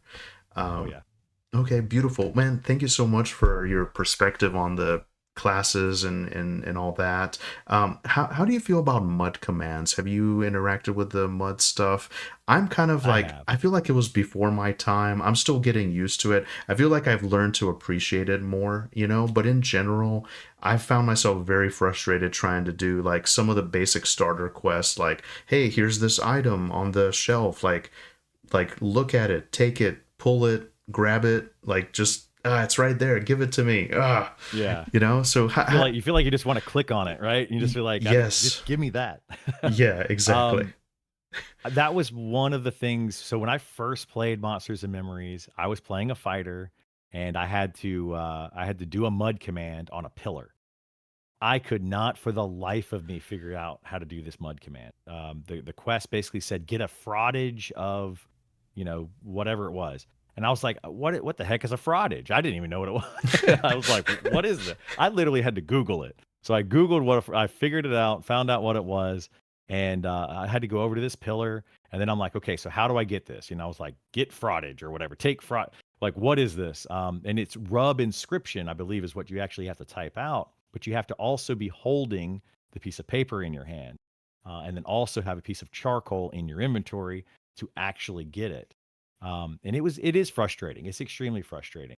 I did play muds when I was younger. At one point, I played a few of them way back when. Didn't play too many, and they were fun. Like, you know, just text-based muds where you go into a room and it just everything was in text, and you had to slash take this or, you know, try to do this. Um, and back then it was cool and it was interesting, but it was also very new. And then today, when I saw it in the first time, I'm like, this might be a little bit overkill. But it has grown on me. I will say that it has grown on me for Monsters and Memories over time. And I've gotten to the point now where everywhere I go, I'm just constantly typing slash look or clicking slash look, hitting a macro or whatever. Like, just if it's a new location that I've never been to, every room I walk into, slash look, slash look. And if you do that enough, you'll start seeing that text pop up in your mud command. And you can open up so much more of the game through those muds. Wow. You can find secret entrances. You can find like keys and keyholes. And you could, it's crazy the amount of things. There's Wow. actually my favorite dungeon in the game is Grimtide Sanctum. And there's a whole mud command you have to do to get way down in the bottom of that where this named mob spawns.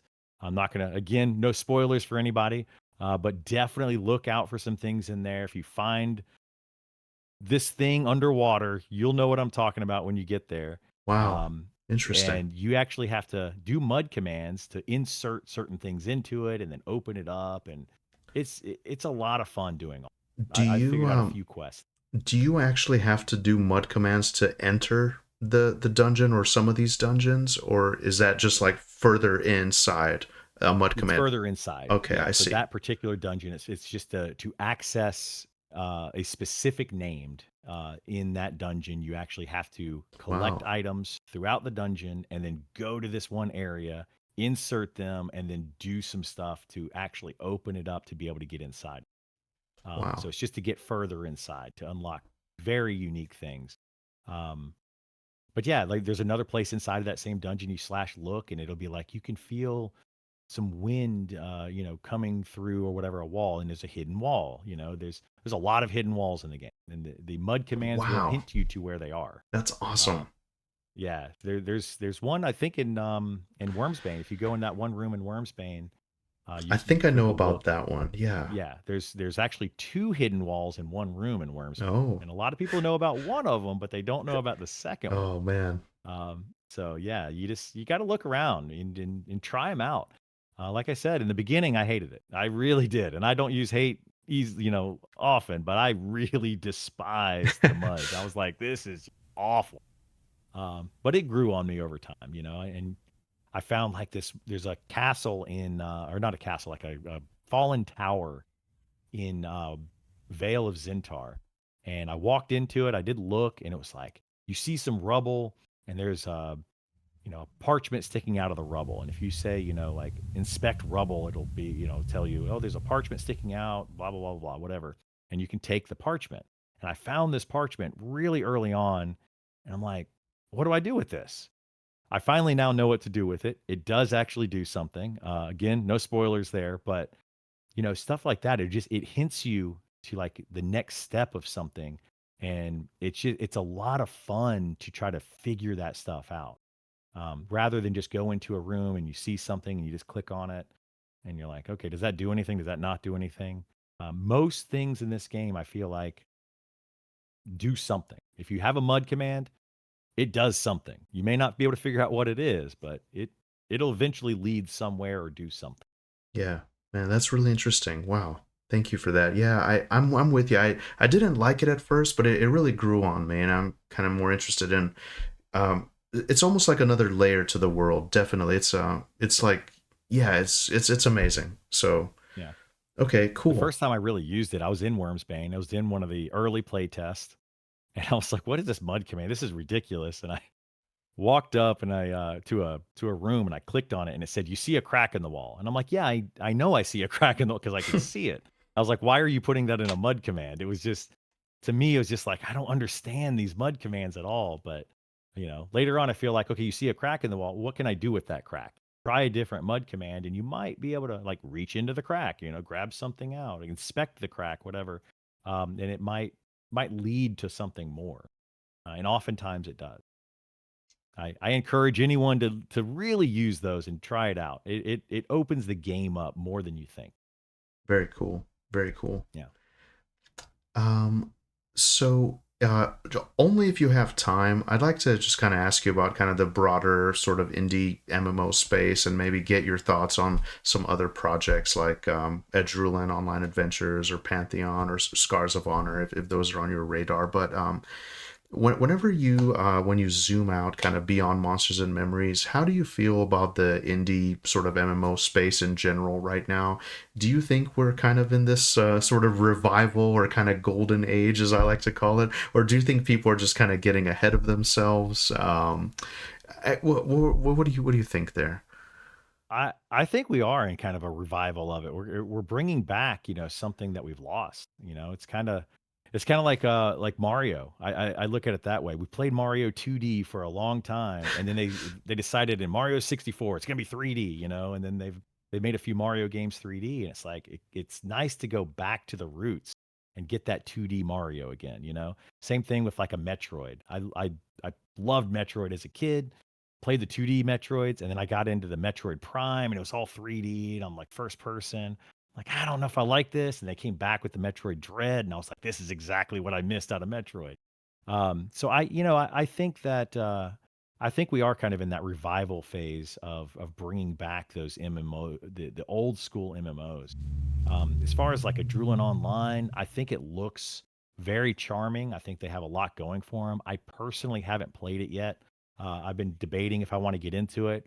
Right now, I'm just so much into Monsters and Memories. It's really hard for me to break away from that. Yeah, I'm kind of a one MMO kind of guy. When I yeah, choose an MMO, I play it and I play it hard.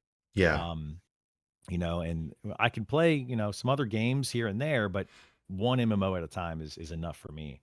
Um, but Adrulan looks great. I think that some of the things that they've done there, you talked about the chat bubbles being maybe coming to Monsters and Memories. I don't want to see that in Monsters and Memories, but I think in yeah, Adrulan they did a good job with it. It looks okay, and it worked. But yeah, I'm hoping they don't bring it because I don't want my screen clustered. I don't like to have that kind of stuff where it's just things popping up all over the place.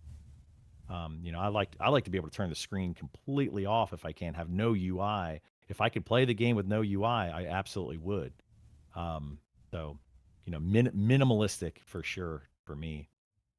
So that's something about a Drooling Online that I don't really like, but I think it looks very charming. It looks like it's a lot of fun, and I hope they are very successful. Um, Pantheon, a little different on that one. I feel a little burned on that game. I just feel like they have a great foundation, right? And I love some of the things that they're doing and the things they want to do with that game. It's just that they've kept saying, "I want to do this, I want to do this, I want to do this," and then they just have zero follow. That's my biggest takeaway from that game. So hopefully they do bring something out. I know this new spring update looks really promising. I really hope they bring that out in spring and actually hit their deadline. And I might go back at some point and try out Pantheon. We'll see. But I'm yeah. going to be really hard into Monsters and Memories come June 1st. I don't see myself going and playing anything else. Um, yeah, I think that the space is actually it's exploding right now. I think now's the time to get into it. And I really hope that some of these games make it past the phases that we're in right now because they're all in like these early access development phases. I feel like was it Project Gorgon just came out with 1.0, I think, and that one hit pretty hard. Like they've done a really good job, especially for a two-person team that made that game, and now Yeah. it's just the one guy that's left, his late wife and everything. So Yeah. it's that whole story, like it kind of hits you in the feels, and I'm so happy for their success on that game. I played Project Gorgon years ago when it was in its infancy, and I thought it was a fantastic game. Loved it. I have not played it since it hit 1.0, but I'm happy to see that success. I love that, seeing that now. And it's a different type of game. I know a lot of people are like, oh, I'm gonna go check it out, and it's like, well, it's not your Monsters and Memories. It's not your EverQuest. It's different. It's a different spin, but it's still old school. So definitely, check it out if you're interested in. It.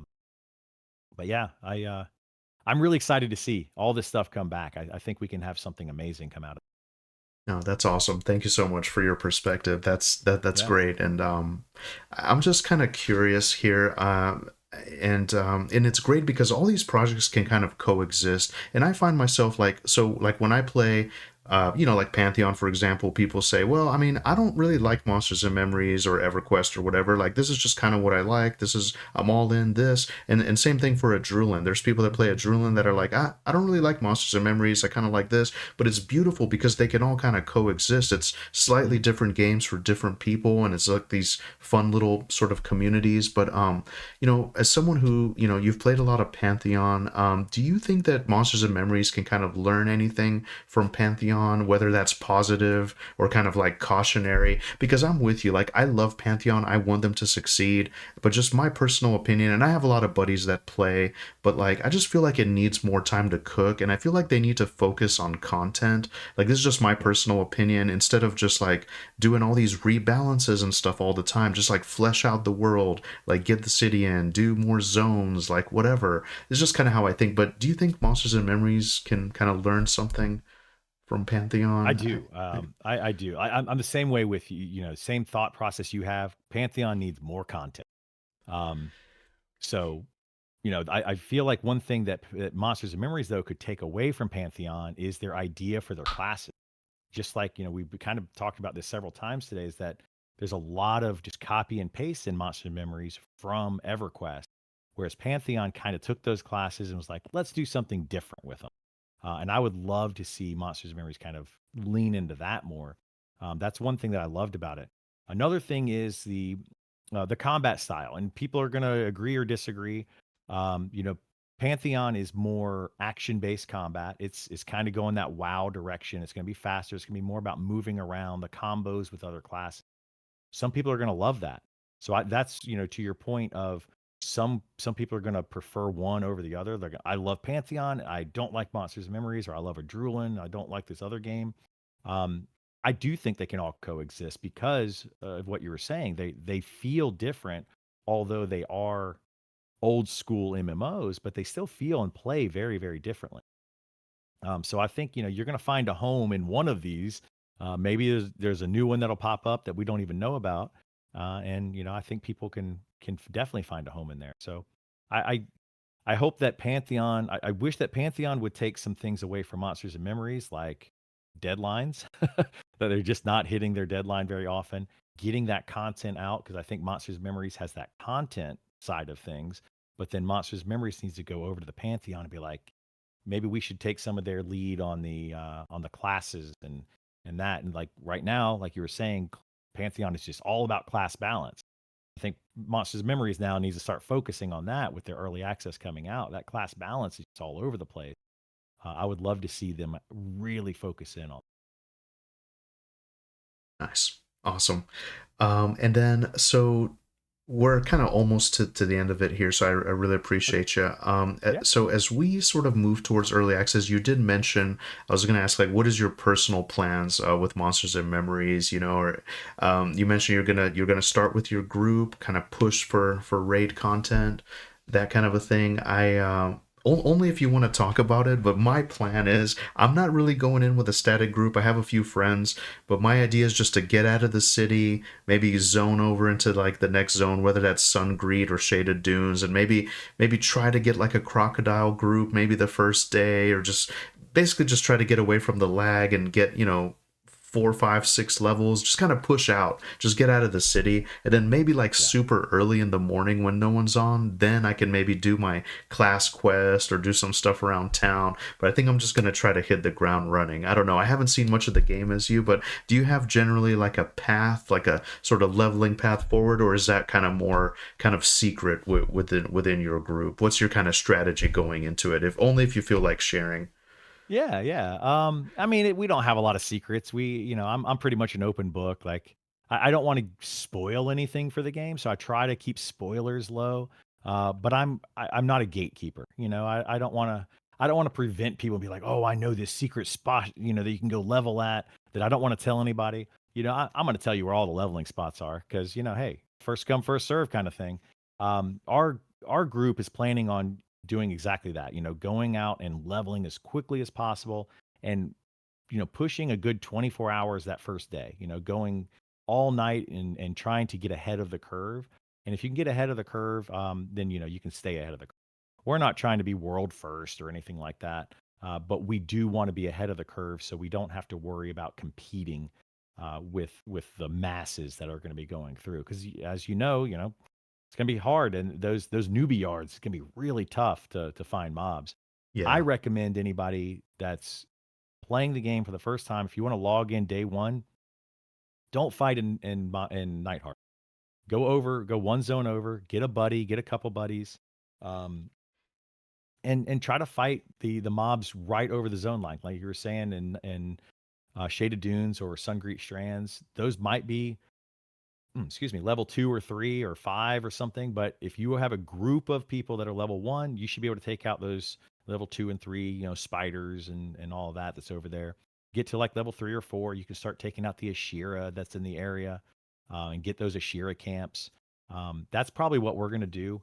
I do know of the goblins that are over in Telekir. So on the main entrance of Telekir on the Sungreet side, those are actually low level and very rarely camped by low level players. I don't know why nobody goes over there, Hmm. but great place to go and level. There's a couple named that are right there in that entrance as well that you can get some loot from. So I recommend going there and checking that out. There's also another Ashira camp on the Shaded Dunes side that goes into the backside of Telekir. Almost never see new players over there doing that content. Wow. Even on the beta, fresh start beta, nobody went over there and did that stuff. And there's just, tons of mobs. You could have probably three full groups back there doing that. Nobody touched it, but they were complaining that there was nothing else to hit, nothing else to kill anywhere Wow. else in the game. And it's like, Interesting. there's a ton of stuff. So yeah, that's probably what we're gonna do is we do have kind of a set path, but kind of not. We have places we will hit depending on what we need and depending on who's there. So we have, for every level range, at least 2 to 3 places we can go at that level range to get some gear, get some experience, get some money, and just kind of keep pushing through. That's awesome. Yeah, that sounds Yep. exciting, and it's kind of interesting because this is my first big thing as I mean, both a player and as a like a content creator. I'm not like exactly a legit established streamer such as yourself, but for me, like I'm planning to maybe take a week off and just kind of go as hard as I can, at least 3, 4, 5 hour sessions, and actually for me, I used to think that was like a good amount of time, but there's people that are just have so much stamina, so much endurance that do it, and I'm kind of interested. So like, you as a streamer, as a content creator, you seem to get you're very consistent with content, and you seem to get that out very very quickly, while also just kind of going hard in the game, and leveling and stuff. So how do you kind of balance all that? I have some sort of content related and streaming questions, but in general, like, do you have like a special routine, or kind of like how do you prep for like basically like big game launches? Do you have any kind of strategy there, or Not how do- really. I've just been doing it for a long time, so we kind of just do it. I do know my set group. They're going to be. I think everybody in the group is going to be taking that first week off, and then myself, and then another guy that I play with all the time. You see me playing with him probably often on my streams. Gith is who's yeah. playing right now. Esar is who's going to be playing in the game. He's going to be the monk in our party. He was actually the guild leader of my EverQuest 2 guild. Originally, he started that guild, and then I joined it and kind of Oh, just moved up in the ranks, kind of. Um, but yeah, like he and I play. We've been playing games together, and he loves them just as much as I do, maybe even more than I do. And wow. he's always online. He's always available. His job allows him to be able to work from home, and he's just always there. And me being a content creator allows me to do that. I don't make a lot of money by any means being a content creator. I'm not that big. Hopefully one day we can all aspire to be, something big where we can do this as a full-time job. But yeah, I'm planning to take that first week or maybe even 2 weeks and just focus on the game. I like you were saying, I'm one of those people that has that stamina just to be able to sit there and play the game for 10, 12, 15 hours. I something about how I am, I don't know. It's weird. I Yeah. know some people can't sit still for that long, but I've always been able to. I don't know I guess from growing up, man. It's just something I've always had in me. I That's don't think that's awesome. something really to brag about necessarily, but I guess that's kind of what it is. But yeah, he and I will definitely be leading that group, and just anytime we have everybody available, we're just going to keep pushing. So that's kind of our plan right now. I love it. We don't have another plan outside of that, but everybody's going to be taking at least that first week off. I think. I love it. Yeah, no, it's Yeah. great. But best of luck to your group, and I'm sure it'll go good. You guys seem like a very tight knit group, and Oh yeah. it's very important, to kind of keep the vibes and camaraderie going. And yeah. So just to kind of shift gears a bit, just to kind of get your perspective on kind of content creation and sort of streaming origin. How did you like specifically get into streaming and kind of content creation? I know you mentioned you've been doing it a very long time. Is there anything Oh that yeah. kind of inspired you to do it, or? There is actually. So I got started. It was about 9 years ago. I had just moved to Charleston, South Carolina, Oh wow, from Georgia, and I was a real estate agent in Georgia. I kind wow, of brought that over to South Carolina, and I wasn't doing a lot with it, and I was like, I want to do something. And I had at the time my son was 3 or so. Let's see, yeah, he was like 3 years old when we first moved here, and so I was kind of a stay-at-home dad, trying to work on that, and I kind of he was going into preschool, and I was sitting at home, and I'm just bored, and I'm like, man, what can I do? So first thing I did is I started volunteering at a children's hospital. So I started to go to MUSC, which is Medical University of South Carolina, and I was volunteering there and playing games with kids. I love video games, clearly, and I was like, went in. I said, "Hey, I just want to play games with kids. What can I do?" So they brought me on as a volunteer, and I just went every Friday, and I would go and just volunteer with kids. And I was like, "Well, what else can I do other than just volunteer?" And I was like, "Maybe I can start streaming and playing some video games and kind of tie those together." So that's what I started to do, is trying to tie those together. And that's what started my streaming career, is saying, okay, let's try to bring a family friendly stream, because a lot of kids were loving Fortnite at the time, right? Fortnite was like the big thing back in 20, when was that? 2018, 2019 is when I really yeah, started to come out as a content creator, and with Fortnite Save the World specifically. And we did several charity streams for St. Jude, Extra Life, and raising money for children's hospitals through that. So I started to kind of put those two things together, volunteering at the children's hospital and streaming for kids at the children's hospital, and doing all that. And that's kind of, really what got me into it. And I loved it, and I just kept doing it. I just like, I don't want to stop doing this. For right now, I'm not actually volunteering much anymore. Whole thing happened with that there. They actually hired on somebody in a position there, and I didn't get that job for whatever reasons. But so I'm not currently volunteering, but I still want to continue to do the family friendly streams, and bring that. I just want the kids at the hospital to be able to play more. I'm all about the accessibility of video games for the kids. There's a lot of kids there that don't have full function of their arms or hands or whatever, and we did a lot of that stuff with those kids there. VR, using your feet, using your mouth, be able to like blow into something, which allows you to move a character on a screen. A lot of that kind of stuff, and it was really fun. I got it. That's what really got me into it. wow, that's amazing, and Yeah, and very noble. yeah, It's great. We definitely we take a lot of that stuff for granted, just being able to move your we hands, do. and Yeah, you yeah. know that's beautiful. How do you how do you avoid burnout, I guess, in a genre, now that you're into specifically MMOs? How do you feel about burnout and something that can be so time sensitive, or kind of like a time sink, like a big MMO? Do you have a strategy there? Not really.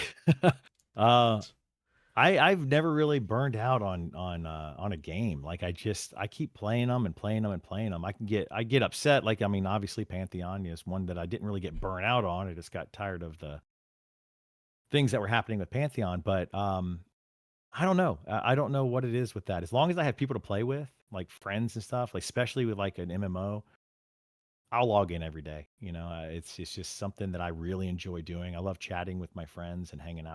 So Yeah. Burnout is tough. It's not really like because to me it's not about the game so much as it is about hanging out with. So it's Yeah. yeah. Uh, Um, but there have been times where like I have woken up in the morning and I'm like, man, I don't want to stream today. There is that, there is that burnout there. I enjoy streaming, especially when you have people in chat that are chatting with you. That obviously makes it a lot better. But I've had days, where I one or two people and I'm streaming to myself and I'm talking to myself and there's nobody there.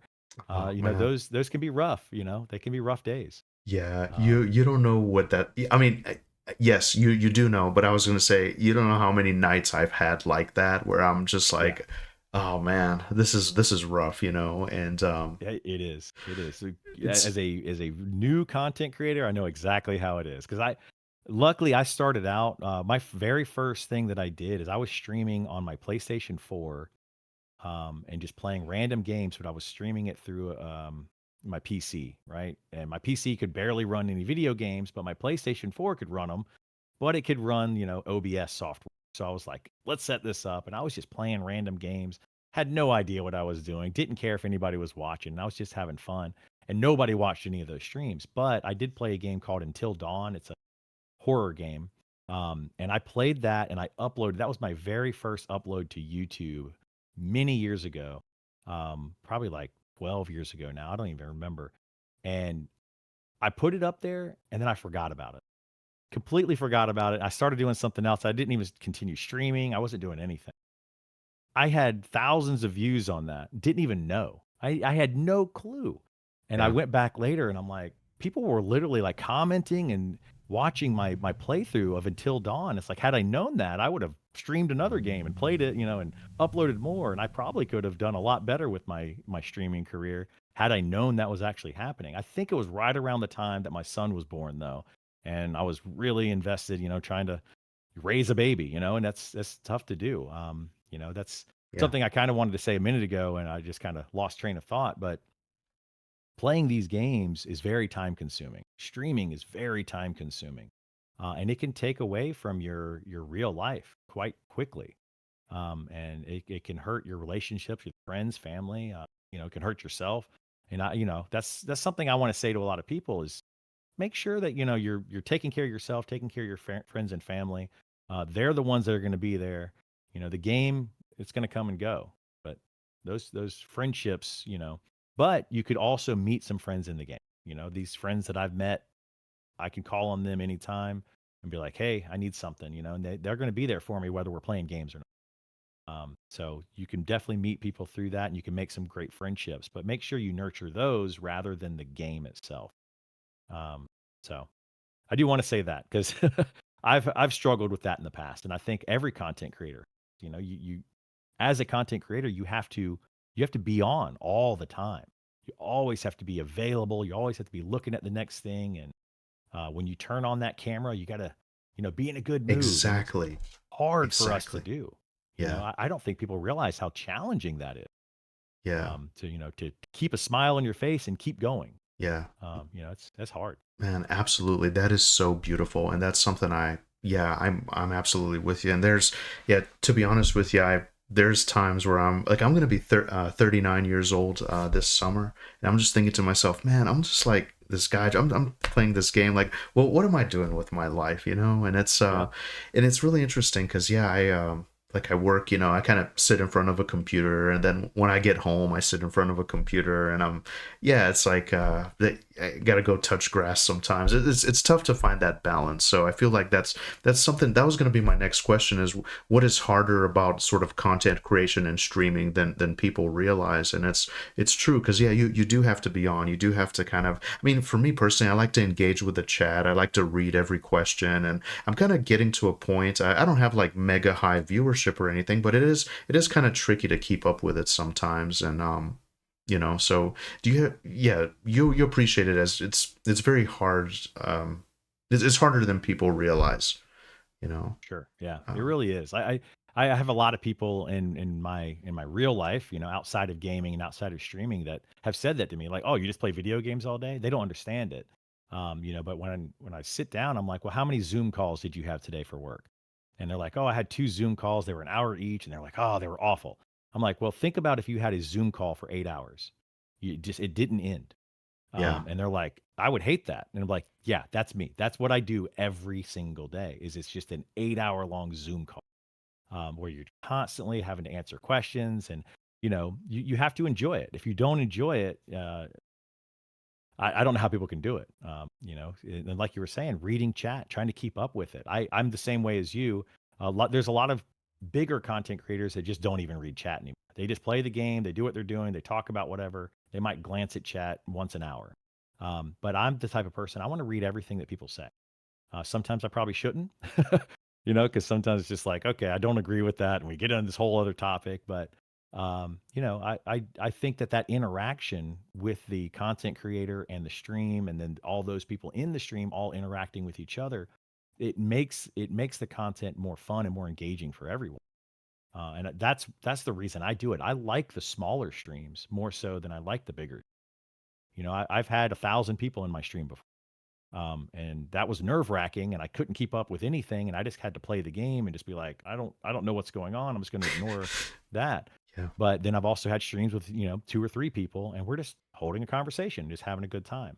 It reminds me of way back when a friend would come over and just sit next to you when you're playing a video game and you hand the controller to them, they play around and you go back and forth. I kind of joke about it sometimes in Meridian 59. I had a buddy of mine that would come over. We were, 15 years old, 14 years old, whatever age I was. And he would come over to my house and he would sit there and watch me play Meridian 59. And I was like, that was my first time streaming, technically, like I was streaming for one person and we were just playing a game. I was talking to him about it. And that was it was good times. He actually comes to my stream still. On my stream now. He's a friend of mine. That's We've been awesome. friends since 8th grade. And he's actually getting married. Speaking of married weddings and stuff, he's getting married in uh, July 25th, I believe. Wow. So I got to go to that wedding. I'm gonna be Congrats to taking him. a few days off from Monsters and Memories at least for that. Yeah. So yeah, it's great. I think that streaming is hard, content creation is hard, but it's rewarding as well when you finally get that audience and people start to recognize you. People are starting to recognize you. I've seen it, so you should pat yourself on the back for sure. Thank You thanks, definitely brother. people know your name. Yeah, Thanks, brother. I appreciate it. And I gotta say, you are my most recommended guest. There's multiple people that have said, you gotta have Kriddle on. Like, have you talked to him yet? Or, so yeah, I really appreciate this. yeah, Um, awesome. Yeah, thank you. And hopefully I know a lot of people don't agree with things that I say, so but that's okay. no, it's great. And I think you kind of that's when you've reached a point. Because I'm getting, and I wanted to ask you too, just because how do you handle kind of like negativity or stuff? Because I'm getting to the point where at first, it was kind of like your little bubble of friends and everybody's super supportive and just super positive comments and stuff. I'm more of a YouTube guy than I am a streamer, honestly. But like, I'm getting to the point where people are like, man, I've seen this guy's videos before. He's just a shill. He's being paid to say this. And it's fun. I'm thinking about doing like a video of just kind of like negative comments. So some of them are really interesting, but some people are like, dude, you need to wake up. Like, this game sucks. I don't know what you Yeah. see in it. Like, this is just crazy. And anyway, so how do you deal with kind of like negativity sort of in the space? Because you know how it is. I think that really is true. You have like 1,000 good comments, and then you have that one negative comment. It can just kind of, it can kind of get to you a little bit, and Yeah. I'm wondering if you get a lot of that Well, yourself, or honestly, I'll be honest. I'm a little jealous of you and the positivity that you get because you are a very positive person. Every time I've watched one of your videos, you're just very positive about it. And a lot of people look at me and they're like, "You're just negative about everything," and I am, right? I kind of look at the other side of the thing a lot, where I'm constantly talking about the bad side of these games, bad side of Pantheon, bad side of Monsters and Memories, what I don't like about them. I'm constantly doing that. And I'm not doing that because, I hate the game. I'm doing that because I love the game and I want it to be better. But it does come across as me being negative. So I do get a lot of negative comments and a negative feedback from me being too negative sometimes. Um, But what I love and so respect about it is, and I'm sorry to yeah, interrupt you, it comes from a no, you're place good. of passion because you're someone who clearly loves the game. You made it to level 60 probably multiple times, and Yes. you're very passionate. You read the forums, you're engaged in discussion. You're actually testing the game and giving feedback, which is what the devs want. I guess you could, I don't know if maybe I would fall into the toxic positivity thing that we talked about today because I Yeah. do love the game, but I also haven't seen as much of it as you. But anyway, please continue. I'm sorry to interrupt you. No, Basically, I you're just want to good. You're say good. it comes from a place of passion because I can tell that you're genuine and you really care about the game. Yeah. Oh, So, absolutely. I do care about the game. I know that I'm a negative guy sometimes. I always have been. And I can come across as argumentative. I've been told that my whole life, and I don't mean to do that. But that's where I am jealous of you for some of the things that you've done because you're just always positive. And I'm like, man, I wish I could be that way. I wish I could be positive more often, and people could see that out of me. But at the same time, what we were talking about earlier, toxic positivity. People are going to find the negative no matter what you do. They're always going to find it. They look at you and they're just like, oh, it's toxic positivity. That's the negative side of being positive. And it's like, come on. He likes the game. Just let him enjoy the game. If he wants to talk positively about it, let him do that. Who cares? And then they look at me and they're like, oh, you are as negative about the game. And that's their negative way of saying that I'm and it's just like, ah, yeah, you um, can't you win. know, you can't win. You literally can't win, and that's kind of the takeaway that I have with streaming for so many years. And um, you know, I'm like kind of the opposite of you. I didn't really make a lot of YouTube content. I've always just focused on streaming, and I'm trying to make more YouTube content now, and trying to mix those two things because you actually have to be a good streamer. You need to make YouTube content. But at the same time, if you can make the YouTube content and stream, that could just really boost you up as well. So, um, I think you're doing it right by building that YouTube audience first. I think it's going to be way more beneficial for you, and then kind of take that into streaming. It'll allow you to do shorter bursts of streams, and then just make more YouTube content. I struggle with that because like you were saying earlier, I think yesterday I streamed for 12 hours. And it's very difficult to go, okay, well, I streamed for 12 hours. Let me go spend 3 hours or 4 hours trying to make a video, and then put that on YouTube. Okay, well, that took up my entire day. That's a 16-hour day. I need to go to sleep, get my 8 hours of sleep, wake up, rinse and repeat. Now I've got no time for family, no time for friends, no time for any of that. So you got to be careful with some of that. Yesterday I streamed for 12 hours, and when I ended my stream, because I started at 9 a.m. and I went to 9 p.m., like 9:30, I think, my girlfriend came up, said, "We're watching a show," and I said, "I'm getting off the computer," and that's when I spend time with her. Is we'll sit up in bed and we'll watch an hour or two TV show, and and luckily she works from home, so I take my lunch break, just leave the stream up. I'm like, "Hey guys, be back in about 10 minutes." Take my lunch break, go talk to her. Um, so yeah. That's beautiful. But yeah, as far as how I deal with the negative comments, not well, to be honest with you, not well. Sometimes people come in and they'll say something. I'm very critical of Pantheon. And I had a guy come in yesterday or the day before, or a person come in, I don't know, guy, girl, whatever.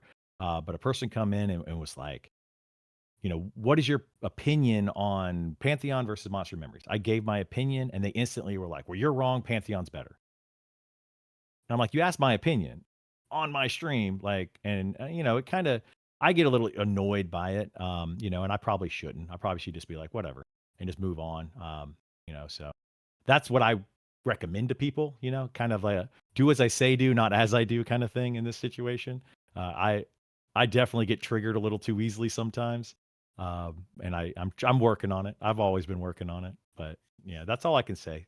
Move on. Those people, not that they don't matter. One thing that I have started doing recently, maybe you could use this if you want to, on YouTube when they start making negative comments, or even on Twitch when they start making negative comments. I'm like, hey, I appreciate you commenting. Thanks for being here. Do appreciate your view count or whatever. You're helping me grow my channel by being here and commenting or whatever. And I move on from the topic. I'm trying to do more of because they do, whether it's a negative comment or positive comment, YouTube doesn't care.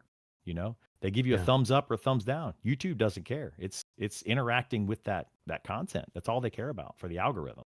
Unfortunately, we have to work the algorithm as content creators. Um, so I do try to be positive.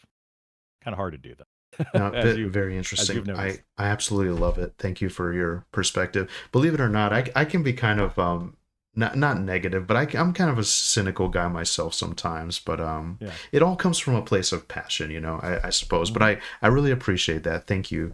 And just got a couple questions here. I really appreciate it. I know we're going kind of a little bit longer than you No, you're had good. time for, but just for people who might be thinking, well, whether that's Monsters and Memories specifically or just like some other game. And like I see a lot of channels rising up around this EverQuest Legends, which is like another kind Mhm. of THJ inspired server that there's channels just coming out of the woodwork like, all right, or even it's 2026, I'm gonna start my streaming journey or content journey. But basically like what advice would you give to someone that's just brand new starting out, whether that's around the release of a game or just something that they just always wanted to do? What should they focus on first? What mistakes do brand new creators make? And then what matters early on? Like, is it consistency? Is it having like good audio? I feel like I always struggle with audio issues, by the way. But Yeah. is it editing? Is it like networking? Like, just from your perspective, because to me, you're like a huge streamer. Um, at I'm least tiny. at least from where I'm I'm at. I think tiny. I have like 600 followers or something like that on Twitch. But anyway, Yeah. so yeah, what advice would you give to like a brand new content creator or streamer um, I mean, all starting those out? are very solid. Networking is huge. It really is. I didn't do enough of that. I still don't do enough of that. Reaching out to other content creators like yourself, you reaching out, to me, all that. W- that is something that is much bigger than you would think. And you want to embrace that, reaching out to others because I talked about this a couple days ago actually during the stream. Co Carnage came up. We all know Co Carnage. Most people know about him if they don't watch him personally.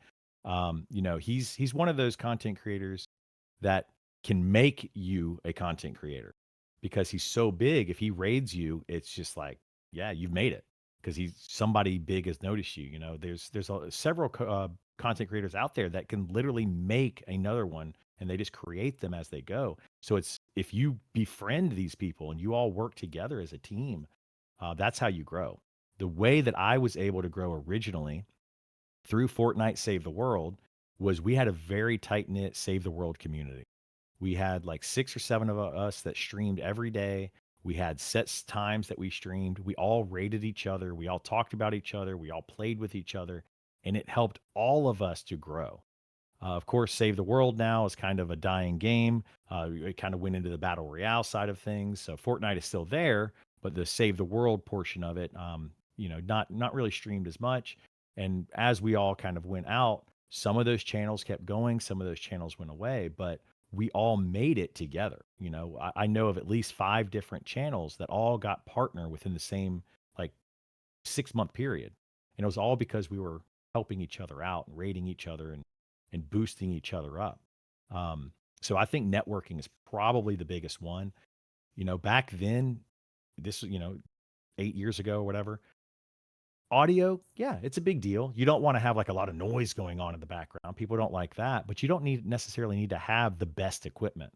I started out streaming with a PlayStation 4 and kind of poopy computer that I was streaming through, and I upgraded from there to a computer that could actually run Fortnite really well. I got a really nice computer. Actually, that's my son's computer now. Um, and you will eventually get there. You just keep building up the equipment. So starting out though, you don't have to go spend thousands of dollars on all this stuff. Just start out small. Start out, and kind of build up from there. As far as editing, it's something you'll learn. Uh, I'm terrible at editing. I don't really even do much editing with my YouTube videos.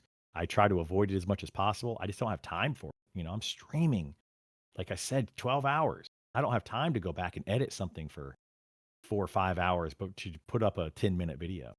I would rather just talk right into the mic, just here. I'm here. That's what I do with my videos when I do the recap videos of Sean or what.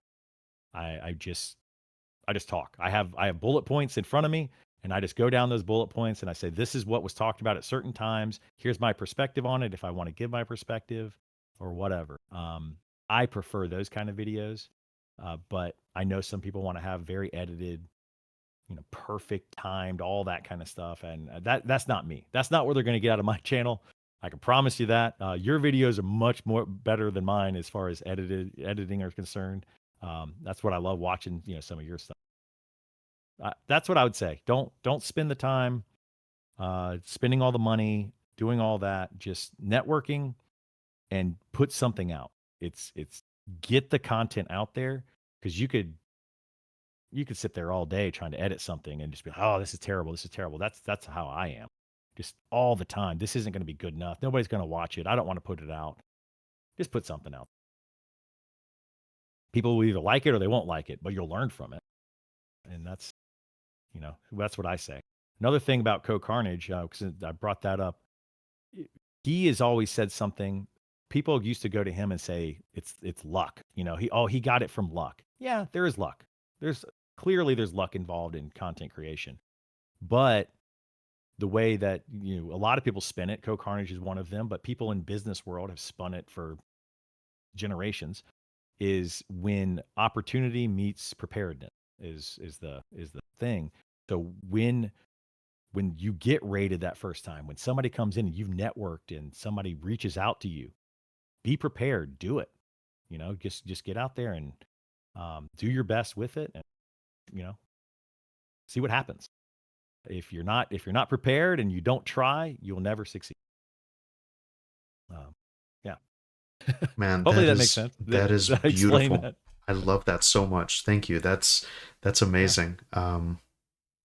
Yeah, and so how about if somebody like wants to do it, but maybe they feel like they're too late, or they just feel like there's already people like Co Carnage, or they have millions of viewers, or like Asmongold, or whoever. I'm just trying to think. So Yeah. why should I do it? Like, I guess don't overthink it. Just do it, right? Your initial stuff isn't Yep. going to be great. The quality isn't going to be great, but just keep doing it. And that's something I need to kind of take to heart as well, because I feel like I struggle with the consistency.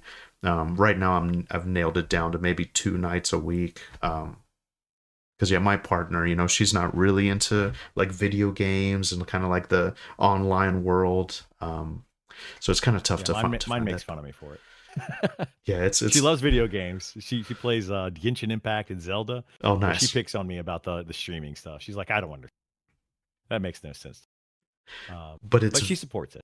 Yeah, absolutely. And it's very, very different though. And I know I'm just preaching to the choir here, but like if you were just to actually like boot up the game right now and just play, it's very different than you being on, actually streaming, making sure the lighting's good, making sure everything's good. Yeah, it's not as easy as people think. So I definitely have a respect for the craft for sure. Absolutely. Um It's also the people you play with. I will say that I have several of my friends have been like, "Oh, you're streaming today?" I'm like, "Yep, I'm streaming." And they're like, "I don't." They don't want to group with me because I'm streaming. They don't want to deal with that because they oftentimes feel like I get distracted from the stream, which I do. Clearly, I'm reading chat. I'm not looking at the screen. I get distracted. I've had a few friends that are just like, "Nope, don't want to play with you because you're streaming. But when you're not streaming, let me know. We'll play." And I'm like, "Well, I'm pretty much always streaming." You got to find people that are okay with that. Some yeah. people are going to be okay with it, some won't. You also are going to have people that are going to be jealous of it, and you got to deal with that. Some people are like, "Well, we're both streaming. Why are you getting views and I'm not getting?" Kind of back to your point of people that are nervous about it and they're like, "Well, nobody's going to watch me." Well, or why would they watch me in 2026 when there's all these other people that are doing it? And it's like, well, you're going to have a different perspective and you're going to have a different take on things, and you're going to have a different way of presenting that to people. Some people might resonate with it, some people may not. Um, I look at Co Carnage as one of those people that I've always wanted to aspire to be something along those lines, where he's got a fairly family friendly stream. He calls it like PG-16 or something. Um, and he does variety stream. He could stream literally anything and he'll get thousands of people watching. Not many people can do that. There's very few streamers that. Very few content creators in general that can do. If I go stream anything right now, but Monsters and Memories, my view count will plummet. From small to really small. And it's you got to find that niche. Some people are just they're going to like you for your personality. Some are going to like you for your gameplay. Shroud, for example, that's another really good example. I don't think his personality is all that great, but he's amazing at first person shooters. He's just really skilled. And that's what people watch him for, because he's really, really skilled at doing that. So if you're really good at a game, you don't have to have a personality. Turn the camera off, just be really good at it. Yeah. Some people like that. So you just got to find your niche and find what works for you. Just like this game, this game is my niche right now, and I think that's another thing too that a lot of people don't get. They think I want to start being a content creator. I want to play the newest, best game, AAA game that's out there, or for Ubisoft quadruple A game that's out there, whatever they call it these days. Yeah. And I don't agree with that. I think if you're starting out, these niche games are where it's at. The reason I was able to make it anywhere was because I played Fortnite Save the World. There was a ton of people wanting to play Fortnite for the Battle Royale. Very few people playing Save the World, very few people streaming Save the World. So you find that smaller audience and you try to build from there. Unfortunately, I wasn't able to build from there and then branch out to anything else. Everybody wanted Save the World, you know? And you gotta try to branch out from there if you can. If you can't, then you're going to be pigeonholed in that one thing. I've seen a few content creators that was one thing that they played, and as soon as they switched to something else, it just completely went downhill, and they lost everything from it. Mm. So it just is what it is. That luck factor, unfortunately. Yeah. Beautiful. Beautiful.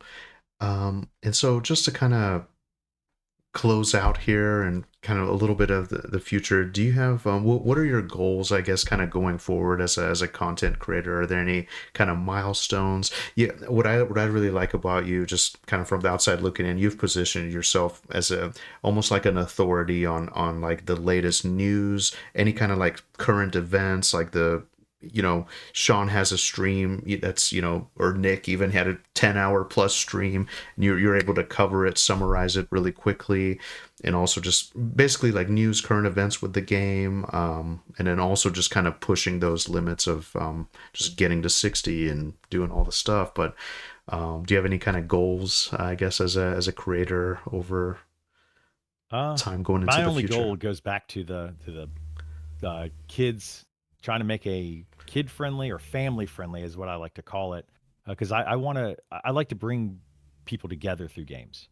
So that's my ultimate goal. Is I feel like people that play together stay together. That you could say, kind of put it that way. Uh, you know, Families that play games together. I play games with my son all the time. Love gaming with him. Um, and I want to bring that out to the forefront more. And the same thing with the hospital. I want to bring that more gaming to the hospital. I know I grew up in a family where not everyone was a gamer.